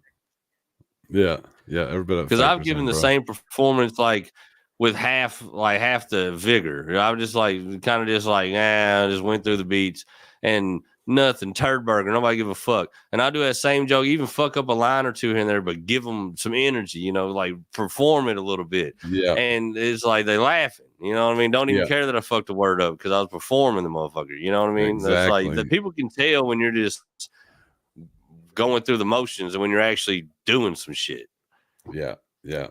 If you've noticed, dude, a lot of my material here lately, I've had more act outs in it and shit where I like am more physical on stage or say shit to the audience more. Like that's the places I've been working on, is like just to try to make my materials there, but like now I'm trying to make it bigger. You know what I mean? I'm not trying to make it a little bit bigger than what the actual just the words are. I'm trying to make it more. That's been the hard part for me, is putting together like act outs. But that's fun too. See, the wild thing is, I've been adding more physical shit to mine, but like not even much, just more like hand gestures shit. Because like I started off pretty much sitting in the stool. Yeah, being pretty. And when I wasn't sitting in the stool, I would still grab the mic out of the stand and hold it. But now I leave the mic in the stand, but where I have one hand, it frees up my hand. So instead of holding the mic the whole time, now I can point and shit, and fucking gesture and shit like that. Just having my hand free has added more to my stage presence, just because I can kind of like proclaim and politic, you know what I mean, and shit like that with it, you know what I mean? So like, even though amazing. I'm still stuck with it in the stand, so I'm not moving too fucking much because it's in the goddamn stand, but I still do more, you know what I mean? Yeah, I think it's Bikey who made me start thinking about that, because he was talking one night that it don't matter what the fuck you go up on stage and say, it's like how you say it, what you do on stage and stuff like that. He said that can be as funny as anything you say. And that's why I started thinking about, man, I need to act out more on stage. Like I need to put more action behind some of these fucking jokes. You see Bikey at a hot room doing a show, man, motherfucker come off the stage pouring sweat. He's all over that motherfucker. He's got all kinds of energy, bro. Yeah, dude. And that's Bikey, dude. The funny thing is, like, he don't really have a whole lot of like material that he runs through too much, you know what I mean? But dude, his energy on stage is bar none. You know what I mean? Like that motherfucker brings just fucking massive energy, and like he's funny, but his funny is like real time, like just goofy, like just quick pow pow pow pow. You know what I mean? But like he's that motherfucker. Like when you just talking about a motherfucker on stage just performing, that's Bikey does that. That's a fact. Yeah, he's probably out of everybody I've seen in Louisville, he's probably the best performer that I know down there. As far as like just a high energy, like as a host, if I want my host to be high energy, Bikey would be the go-to every time in Louisville. Oh, guaranteed, man. Host. Now I think the best new host coming up, or newer person that's not been in it that long, is probably Marie Thompson, dude. She's a fucking badass host. Oh, like, she says shit that ain't funny, and just because like the way she laughs and has fun with it and shit, dude, she's an amazing host. Yeah, I like her energy on stage too, man. No matter if the crowd's rocking with her or not, dude, she's unfazed. She is unfazed, and she's always happy and cheerful and having fun up there, dude. And it's nuts. It's nuts that she can have fun at every fucking show like that. Yeah. I don't even know how she does it. I know she couldn't be happy and cheerful at every show. You know what I mean? It's got to be her. I'll tell you the trip. The first time I seen her on like a little showcase, and the crowd just wasn't really rocking with it, you know. And she just stayed her the whole time, you know what I mean? And I almost, like, when I first met her, I didn't really know her, you know what I mean? So I was like, damn, that poor thing, you know, she's oblivious to the fact that they hated that whole situation. And she come off stage and looked at us and was like, well, that fucking sucked. That guy, you know what I mean? Like, but you didn't see it you don't see her sweat on stage, but it's like she knows that, you know, whether it went good or not, but she ain't gonna let you know it on stage. And that's what I love about it. Like, but like, some people kill me, man. Like, everybody has a bad night, dude. And sometimes your shit just ain't gonna crack. But the people that come off stage with either a pile of excuses why it didn't crack, or saying that they killed it when they obviously did not, is the wildest shit to me, man. Because it's like, dude, it's like, who are you lying to? You're just lying to yourself. We all seen it. And here's the thing, any real comedian that watched you do that can't say shit to you, because we've all fucking done it. Bro, so it's like, you know, it's like, yeah, we might be like, motherfucker, wasn't your night tonight or whatever. But like, dude, we're just busting your balls because it's from camaraderie, because we've all hey, well, I might go up there right after I bust your balls about your set and eat a bag of dicks. You know what I mean? So it's like, ain't nobody guaranteed, but like to come off there and be like, fucking nailed it, or to come over like, well, that fucking crowd. Now, there are some crowds that do suck. That's a fact. Yeah, there but is. I've if seen 'em. everybody on before you did pretty decent or good, and then you didn't, no, dude, it wasn't the crowd, baby. It was you. Yep. And my thing is, it ain't no shot at you. It happens to all of us. But you Happens got to to eat all it of tonight. us. Tonight, that's your shit sandwich to eat on, my friend. You got to See, take a bite of that. I'm the complete opposite, bro. I came off stage at Caravan one night for one of their open mics, dude, and I was talking to everybody. I was like, man, I ate shit up there. And fucking Reed Sedgwick and Jamie Oatley both told me I had fucking set of the night. And I was all down on myself, bro. I missed tags. I was like, I just fucking dog shit, bro. And then I Yeah. had two of the bigger comedians come up and say, man, you had the best set of the night. And I'm like, man, fuck y'all. My shit was terrible. Oh yeah, dude. I've had that. I had a dude come up to me at the club, and it was the worst because he came up to me right in front of fucking Eric Kimbrough at all goddamn people to do it in front of. And I ate a bag of shit. I know it did. It was bad. And this dude come up and said, that was really good shit tonight, man. I was like, I don't know about that. And I looked at Kimbrough. He was just laughing. I was like, see, like, no, motherfucker, that was bad. I appreciate the fact that you liked it, but status quo, that was horrible. Eric Kimbrough gave me props one night off of LCC, and I didn't know who he was. I was coming off stage, and he told me to sit down beside him and tell me that was really funny and shit, bro. And he ain't talked to me since, though. Think about it. It's weird. That's really the most crucial critic you're going to get out of the scene for the most, because he's going to be straight up with you. Yeah. And like, he ain't going to pull no punches. He ain't going to fuck your feelings. That was horrible, as horrible gets. You know what I mean? Like, but the best thing is if you want an honest opinion about what happened and you want to hear it straight, that's the best place to go, because he going to tell you. They gonna tell now, if you want somebody to cater your ego, there's plenty of motherfuckers do that shit. I do that to a point. I won't, if I know you, I'll say something to you about it. But if you just some comedian I don't really know or whatever, and you ask me about it, I'll just be like, everybody got it tonight, and I'm just gonna walk away. I ain't gonna say much about it. I'm like, shit happens, man. Whatever. But I just think I don't want to. Honestly, I don't want to get tied up in why you think that was bad, because if you're like, that was bad because of the reason it was bad, then I'm like, yeah. But if you give me a whole bunch of others, I don't want to hear your reasonings. Like, motherfucker, no, it was bad because it wasn't good. It wasn't a good joke. People didn't laugh. It wasn't funny. It wasn't funny. How about that for a comedian? It wasn't fucking funny, motherfucker. Like, how about that cold pill to swallow? You know what I mean? Only you think that one's funny, player. Drop it. Yeah. Only you. Only you, baby. There's some jokes only you think's funny. Yeah. And I have plenty of them. I have shit that I'll be laughing at myself, like, and I'll go put it on stage and be like, well, I guess I'm the only one. Yeah. I'll be laughing at shit all the time. Look, this gonna kill him. This is hilarious as fuck, bro. I've been laughing at it 5 days. Take it up on stage and they're like, dog, you shouldn't have brought that out. I don't know what you was thinking. Damn, I thought it was funny. Yeah. Like it. That's the thing too, man. I think that's the two biggest things in comedy: the willingness to try the shit that you think's funny, and the humbleness to understand that maybe not everybody does. Maybe not everybody thinks it's funny. Yeah. Right. Like, if you're doing a joke, I don't care if it's your favorite joke of all time. If the crowd don't like it, dude, stop saying that joke. Fix it, change it, rearrange it, put it on the shelf. Never say it again. I don't know what you got to do with it. You got to figure that out. But the way you've been doing it every single time I've seen you do it, ain't it? It ain't it, James Andrews. I love you, bro, but shit.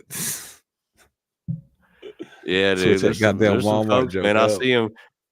The worst is some of the coolest motherfuckers you meet in just regular personness, just talking to them.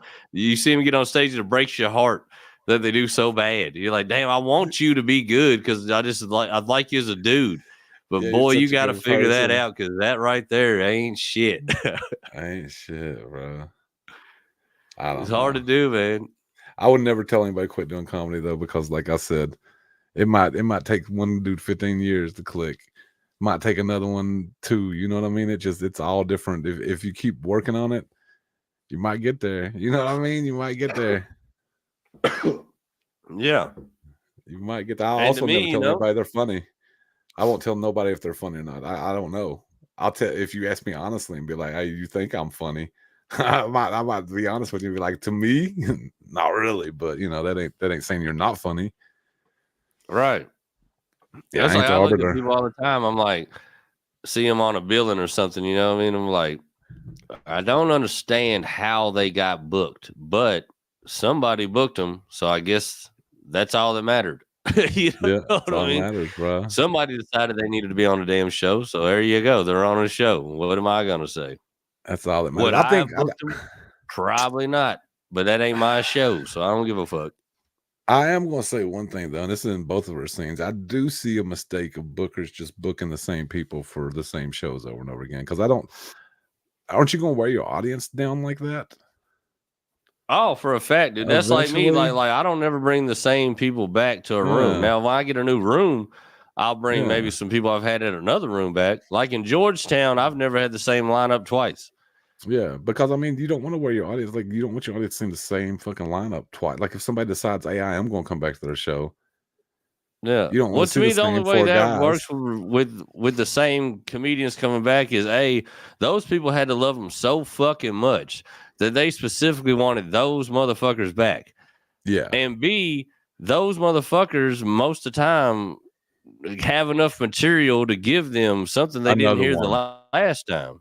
Yeah, another one. You know, which is fine. But I mean, I'm seeing these people that's having like a show a month, and it's the same lineup, bro, every month. It's like, or pretty damn close. You know what I mean? It'd be like one person off or something like that. And I'm just like, I don't even know how you run shows like that. I don't know how. I haven't been to these shows, but I don't either. I don't book them like that, man. You know, like I can't do it because, like I said, if I want, like, I can see it if I'm doing one show here, one show there, one show here, one show there. But if I want to put it on a rotation where I'm coming back every other month or every month or whatever the situation may be, then when I come back, dude, I'm bringing you another lineup. Yeah, well, it'd just be like me doing the show at Twisted Cork once a month. Like if I had the same 4 people out on it every month. There's no way, bro. You can never ask for return traffic on something like that. You want to be having an open mic. Like I said, the only way people are going to be excited about you bringing the same people anyways is that they had to kill it so hard that those people are like, fuck you, Chris, and what you thought you were going to do. Those 3 dudes need to come back here next month because we love them. We love them. Yeah. But how many times are you going to get that? Yeah. You know what I mean? Like very few, especially at the shows we do. Very few, bro. We ain't got no Bill Burrs yet. That's like the next run I got, the 21st, 22nd. I got the same lineup on both those shows. One's in Lexington, one's in Richmond. Next month, if I'm able to do so again at both spots, Lexington and Richmond ain't gonna have none of them motherfuckers on there. Yeah. The only person you're gonna get on the same one is me because I host the motherfucker. But that's the thing. I'm always I don't never do the same bit when I come back. Yeah. Most of my shows I'm doing like I treat my showcases almost like open mics. I'm just in there doing some material that I wanted to brush up on or a new joke. I have a bunch of new tags. Thing, dude, I always do mine like about 2 months out.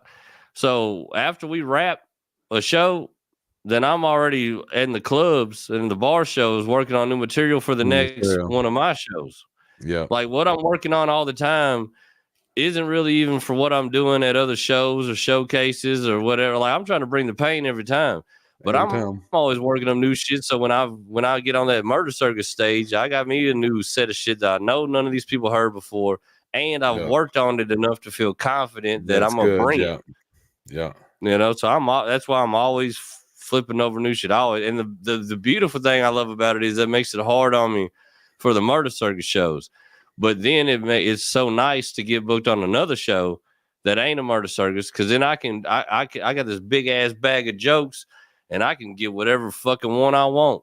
You know what I mean? Because I know I'm not worried about them hearing it again or whatever. You know what I mean? So it's like, dude, I can dig deep in like the shit I did at the first Murder Circus to the last in between. I can put together a hell of a set list with whatever I want to play with. You know what I mean? Yeah. That's the last Twisted open mic I had some dudes come out of Chicago that run some nursing homes. And they wanted to see me do a set. Like they flew in from Chicago to Louisville and drove to Lexington to come see me. These 3 dudes did. So I did 15 minutes for them. But after I did the 15 minutes, the bar owner, Whitney, there, Twisted Cork, she said, I never had heard that 15 minutes. She said, that shit's funny as fuck. When was you working on that? And I was like, oh, I was out working at that at the other open mics the last couple of months. You know, I said, I already knew these guys was coming down. I want everybody to have fun for this one. I didn't want to tell no old jokes. So I just, had 15 new. So even the bar owner hadn't heard, like when I said that I brought like 15 brand new minutes, blew her away. That's the thing. Like, it's the funny thing. Like people just hear you do it at the show and they're like, "Oh, damn, he's always got new shit." Like it's easy. Like, dude, I've worked my dick in the ground to bring you his new 10 or 15. You know what I mean, or whatever it is. Like I've went through a lot of anguish to get it to where I wanted to bring it to you tonight. Yeah. There's been blood, sweat. You know how many times I sit there and looked at a crowd knowing I needed to work on new shit, but knowing I could just flatline them with some old shit, but I know I need to work up his new shit, and this is the crowd that I need to work on it with. You know what I mean? Like, you got to really, if you're coming out with new shit like that, you got to stick to your guns to work on the new shit. I know exactly. Every now and then I'll be working up some new shit, and like if it ain't the new shit ain't hitting, I'll bail myself out with an old one. Like, all right, man, let me get out of the weeds, smack them with something funny, just to get them back on track. But let me get a new one to leave on, so I can get a clap out of this motherfucker. Yeah, and two, that's another beautiful thing about having material. Like now, I can go through my old shit or some shit I've been having that I think will click, and just slide a new one in here, slide a new one in there. So if it hits good, if it don't hit, whatever, I'm still on track with what I've been doing. You know what I mean? So like I can still hit them with this shit, but there's another it's always one, different. I just got to this point about a month ago. Is where I can actually go on stage and do my material and not even really need my video camera to be able to like gauge like where I'm hitting or missing in a joke. Like I got off stage and didn't even record it, and I knew where I needed to tweak a few things, if that makes sense. Yeah. Like I was able to real time like kind of edit my material. I don't know how to explain it. Like I didn't say it that way. I said it the way I'd planned to say it, but I edited it for the next one. You know what I mean? Yeah, see, to me, I've always done all that shit in my brain, but I've done it in my brain from getting on the mic so many fucking times a week. Yeah, all the time. Like, so I learned how much time I got with the light. You know what I mean? So I know when I could put a joke where, or put it here, flip it, do this and that, and then I know if I can run this joke to the light, that's 4 minutes or 5 minutes. And then this joke's 5 minutes, so put them together as a 10. Put them together as a this, you know what I mean? But I'm always working on it. Or like if I'm real time, I'm telling a joke and it ain't working, then know to transition into something that ain't. But I've always worked at real time just to condition my brain to be able to work at real time. You know what I mean? But the thing is, like, that's over mic after mic, night after night, showcase after showcase, like. And the thing is, I ain't the greatest at it right now. It ain't like I'm like, but the thing is, like, I'm better at it now than I was when I started, because just you do it so long, you start to understand the crowd better. You start to understand the light, timing, this and that. You know what I mean? But like at first, like I'll be in the middle of a bit and I'll get the light, and there ain't nowhere to fucking end it. I don't know where to end it. I can't just slide a zinger in here just to finish the show. I'm just like, now I'm gonna leave them with a half thought. Or I have to like hurry it up and miss some punches to get to the light. But over time, you just learn when and where you can start a joke, end it, all that shit. Oh, man. But to me, I learned it just from repetition. It's always up, always going. Knowing when to, like, now, like, I don't even got to look. I know when the light's coming. You know what I mean? I know, depending on what bit I'm doing, I know exactly when that light's coming, when I say this word in this bit, because I've done it so many fucking times, Yeah.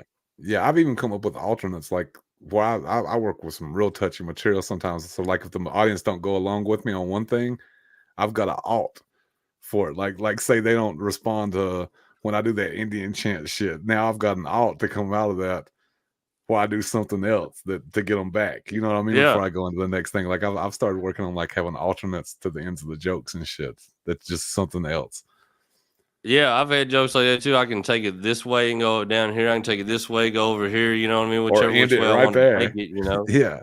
Change this word on this one in front of this crowd. Say it like this in front of that crowd. Like there's some crowds you can say retarded and it'll get a pow. And then some of them you just say special needs and it'll get the pow. You know what I mean? Because like you're saying the same shit You just know that fucking this crowd. It's what you want to do. You just want to stand on your ability and freedom of speech to say retarded. Well, that's fine. I ain't mad at you for doing that. But if I know I can say special needs and I get the same I laugh. crack this crowd from the jump to the back, but you got to know when to hold them, know when to fold them. You know what I mean? Like you got to. And then some crowds, it ain't gonna fucking matter. You know, you just let it sling and say whatever the fuck you want to say. You know, like there's always different. Because my thing is, at the end of the day, no matter how I personally feel about shit, I'm there to give them a good time. Yeah, I'm there to make them laugh. Yeah. So if I say special needs and it brings it all the way home and they fucking love their whole night, then I did what I was supposed to do. There ain't no moral high ground to stand on. I gave them the show they came for. Nah, bro. That's the only moral high ground there is, leaving your audience happy. Yeah, dude. That's what I kill people. Like, I just say what I want to say, and that's just what they're just gonna have to understand it. But like, I get that, but at the same time, like, if the crowd ain't fucking with that, then you're never gonna get them on your side because they don't fuck with it. They don't like it. You know what I mean? Like you gotta let them. They need to like you as much as motherfuckers want to act like I don't give a fuck. Like to a point, but if you want to asses in seats. They're gonna need to like you a bit, buddy. Like it's part of it. You know what I'm saying? I think one of the coldest things I heard Whitney Cummings say, she said, I didn't set out to be famous, but I'm in the famous game because if I don't sell tickets, then it don't fucking matter. So I need to be famous because I need people to know who I am to buy tickets so I can do my shit. So you know, like by default, we need you to like us. You know what I mean? Yeah. Even if you look out in the crowd and you're like, I hate every one of you pieces of shit. They still showed up for you, motherfucker. You know what I mean? So give them a show. Yeah. That's what we got to do, bro. We about 2 hours and 40 minutes in this motherfucker, man. You want to wrap this bitch up? Yeah, man. I was just dragging us along, man. See if anybody would hit the link. I guess they all busy or scared. I guess they fuck JY. You know how this shit goes, man. But shit, we rocked it as long as we did. They out trying to skeet you on some big titty hoes, or if it's girls, they out trying to skeet you on some big dick motherfuckers. I don't know, bro. Yeah, honestly, that's what I was trying to capture. I was trying to catch people out and about on their Friday, Saturday night, just tapping in, let us know what the fuck what was cracking. You know what I mean? But shit, we gave him a show, dog. I appreciate you riding with me, man, as always. Hell yeah, bro. I'll be out of town for your next Lexington shows, or I'll swoop through, but I'll swoop through for the January ones. Fuck it. That's cool, man. Yeah, as far as I know, only thing I got so far, which I plan on filling it up if I can, January 19th, we back in Georgetown. Yeah, I can make it, Rod. Fuck it. As long as I'm in town, I don't know when somewhere around February, I would say, if everything goes the way I want it to, we should be back in Lexington. Hell yeah. Yeah, hopefully they keep rocking with you, bro. Fuck it. That's a good little spot. Shit. We keep selling their booze and giving people a good night. Hopefully we can keep that thing rolling. If not, we'll figure it out from there. Shit, found another one. Yeah. All right, brother. I'll holler at you, man. You got anything you want to drop? Anything you want to tell people about while we're here? Shit, I ain't fucking with none of y'all locally, bro. Y'all catch me out of town. Boom. That's it right there, bro. Smoking Joe Frazier, baby. He said he's out of town with it. Yeah, I'm going out of town, bro. Hell yeah. Well, shit, man. I think Sunday might be a late show, but we should be back in pocket with Conversation Had. Other than that, man, we'll be back with Five Finger Fiasco again. We're on the pizzeria show tomorrow, right? Oh yeah, shit. Tomorrow, Brick Oven Pizza, Lexington, Kentucky. We'll be in the place. I think 9 o'clock it starts. 9 o'clock. There's some talent on that too, bro. Do you know Chico Rose? No, it'll be my first time ever meeting the fella. He's funny as fuck, bro. He's like a comedy parody rapper, dude. He's funny.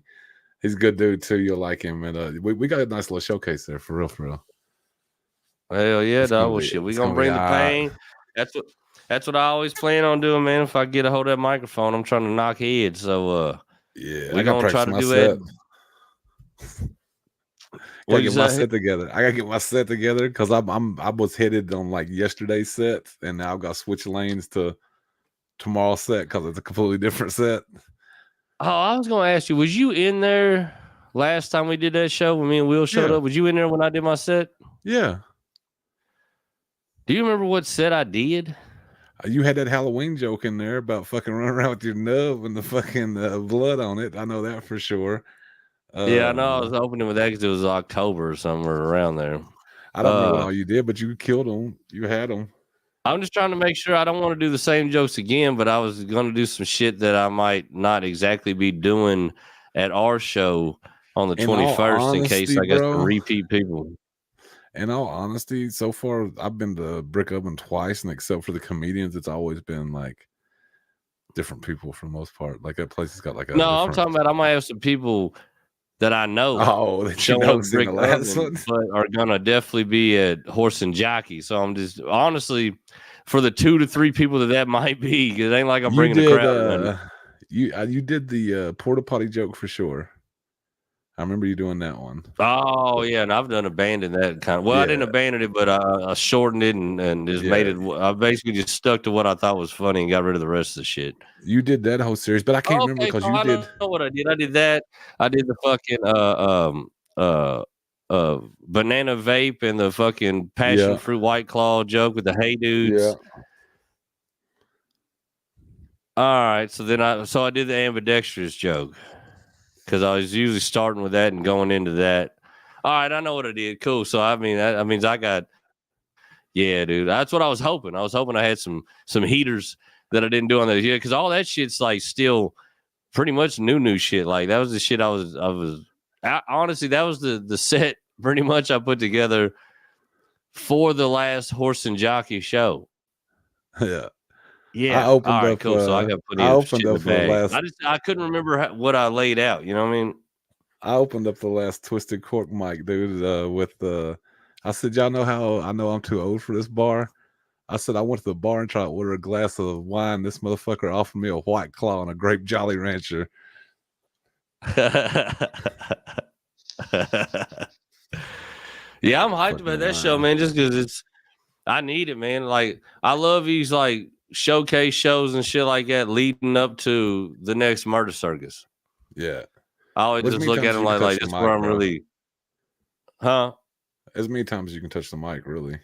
Right now for us. Yeah, that's what I'm saying. But I love everyone because honestly, for me, man, and no shot at nobody else. Like I said, don't ever get it twisted. I try to bring my A game every time I jump on a stage. But to me, everything I do from one Murder Circus to the next is preparation for that. That's like my Super Bowl at the moment, you know. That's the big dance. That's the one I really, like I said, I don't think I be calling it in motherfuckers are soft serving, but boy, I'm just telling you, when we fire up at Murder Circus, man, it's on. It's on. See, I treat my show differently. I treat like club shows like that. Like if I got a club show, like when I did the Jamie Otley's, that was Super Bowl. I brought my all to that show. Yeah. Or when, you know what I mean, when somebody puts me on something bigger. My show, I try to let my show, I want my headliner to shine, to be honest with you. My feature, my headliner. I want them to shine more than anybody. That's just me. That's I'm like, fuck that headliner, dog. I'm like, fuck that headliner, dog. I'm knocking their heads off from the jump, and we're gonna raise this roof, and we're gonna keep them. By the time my headliner goes up, if we do it right, you should be performing from the moon, baby. Fuck yeah. We raise some roofs around here, dog. That's what we do. We from the first dude. Honestly, I host. So from me on out, it shouldn't do nothing but get funnier if we do it right. Yeah. Yeah, that's the way you want to do it. You want to have it. To me, man, I don't like that shit, man. When some people be like, you got to dumb it down for your headliner. Fuck it, man. I booked you as a headliner. Be a headliner, motherfucker. You should be able to follow. Like, that's why you the last dude. You should be able to follow whatever the fuck we put in front of you. Thing is, though, you ain't going to put nobody there. If we crack in front of you, that should be better for you. So that crowd is primed, ready. They are tickled pink. All you got to do is just knock them down. That I don't understand. There's people out here that want to go up after somebody that don't kill. And me, I want to go up after somebody's getting laughs personally, bro. That's a better show. Yeah. To me, like, I like it both ways, man. If you do good and I go up, that's good. You got the crowd raised up. They're hyped. They're primed. They're ready. They're laughing. Now I just got to grab that momentum and let's go. Keep it going. Let's ride that wave, baby. But if you eat a bag of dicks before I go up, now it's like, all right, well, now I got to light this fuse again because you don't let it go out. These motherfuckers, you know, the candle's out. Everybody's in the blind. I got to find the matches and light this candle and get this motherfucker back on track. So, I mean, the thing is, I don't give a shit about it because I can't guarantee it either way. Yeah. No guarantee. I don't know what that motherfucker about to do before me. You know, I don't know. I have no clue what he about to do. He either gonna crush it, do I eat a bag of dicks, offend everybody, walk him. He might walk. I might get up there and be nobody in the motherfucking crowd after that motherfucker gets done with him. I don't know, so I can't worry about the shit. I just go up there and do me. Look out and it'll be like camera stock. Boy, that I tell you what though, man. Every element of that motherfucker could be a hell of a fucking night. Yeah. It was Saturday night, bro. The location they were at. The location they were at was fucking dope, man. The fucking as anti-comedy as that fucking stage was, it was perfect for that night in that venue, dude. Like, no comedian wants to stand on a fucking 2-story goddamn deck stage out in the middle of the goddamn woods. Like, that's not conducive. We want small, tight, low ceilings. But for the vibe and the venue it is, fuck yeah, dude. Get on that goddamn stage, man, and do your shit. I dug it, man. Like, the only shitty thing about it is they just didn't bring the numbers they thought they were going to bring, but who the fuck, you can't control that. You know what I mean? Like, it is what it is. There could have Saturday been was pretty dope. A couple thousand people rocking with you. You know, like, that's what I told everybody when I went. They're like, well, how do you know it's going to be this? I was like, I don't know what it's going to be, but I know how my luck is. If I don't go, there's going to be a couple of thousand people there and somebody's going to give them a fucking comedy show. And I want to be one of the ones to do so. You know what I mean? Oh. We'll leave it at this, bro. But last night, somebody gave my contact details to Theo Vaughn. Don't know if he'll go anywhere, bro. But I know for a fact the motherfucker knows Theo Vaughn. He showed me pictures with him and everything. Said he was friends with him and shot my contact info over to him. That's the thing too, man. That, you know, like Will was talking about it, like a lot of our opportunities don't really come from these bigger industries or these chains of clubs and shit. Like, yeah, it helps getting work in the clubs, don't get me wrong, and they can help spread your name. But most people's opportunities for good work and shit comes from comedians. Comedian giving you that hand down or putting, and plus comedians too can let you know what you're walking into if they really fuck with you. They'll be like, yeah, man, we're going to do a show over here, but this guy's an asshole. It's usually a bunch of drunk people, or it's a fire show. It's dope. Bring your A game. Like, they'll let you know before you walk in, so you ain't walking in blind. You know what I mean? Yeah. Yep. That's nice too. I've already got some like, tips you know, like the best shows. It's like, man, I'm fucking like, I don't know. I wouldn't have done half the shows I did early on or got the opportunities to looks or did nothing I would have done without Dusty. Yeah. Dusty fucking. You know, Dusty just fucking, you know, I just, we met, and that is my fucking dude from A1 Day One, dog, just like me and you met A1 Day One, you know what I mean? It's just like we've been rocking ever since, you know what I mean? Like, you know, and that's what it is, you know? Always. I do the same thing if I got big, bro. You'd be out there somewhere. You know what I mean? Like, I'd be like, hey, I'm being Phoenix coming out. That's my thing, man. You know, like I said, like I'm trying to get this shit going, man, to where if I can get this thing, if I can manifest my vision of what I want to do with this murder circus shit, dog, we got work every motherfucking weekend, baby. We on the road, man, and best believe, motherfucker, I'm putting motherfuckers on there to want to do it. You know what I mean? But like I said, I'm trying to strategically do it, you know, right. I'm trying to place this motherfucker to put us in the best opportunity to win. And once we winning and we kind of navigating our own ship, then it's fucking on. You know what I mean? Like, I'm just trying to step into it the best way I know how at the time with the resources we got. You know what I mean? But shit, no, I ain't gonna forget nobody that fucking was on team and looking out, and I looked out for and hung out, or just motherfuckers that just cool. You ain't got to do. That's my thing. You ain't got to give me or do shit for me to fuck with you. You know, you ain't got to you ain't got to put me on a show. You ain't got to none of that, dog. If you cool, you cool, man. Yeah, there's people I fuck with. Trust me, never put me on. I appreciate every opportunity anybody gives me, but I ain't sitting around waiting on a goddamn one.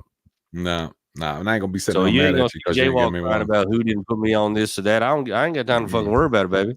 I know one thing: J-Wall gonna put J-Wall on something. That's another thing too, bro. I'll hit you up a little bit before I start booking for Austin, man. If you decide you want to come down for a little while during the same time or anything, or ride down or anything else, bro, because we'll already be going fucking down there.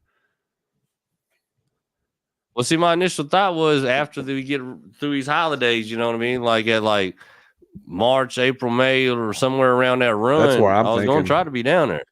That's what I'm thinking. So I'm spring, I'm thinking spring about the into early same time summer. you thinking, man, for real, because like I ain't bullshit, man. I'm really trying to get my shit poised to where I go down there, but I don't want to go down there for no couple days a week. Shit, I want to go down there and run. I'm going down there for months. I'm going down there for probably 3 months, bro. At least two, but probably 3. Yes, that's the exact same time I'm trying to be on, man. You know, so I'm just trying to set it up to when I get down there, I'm down there. You know, I could probably grab a flight here in the next week or two, go down there for a couple of days, but I ain't. Oh yeah, what the fuck is that gonna do?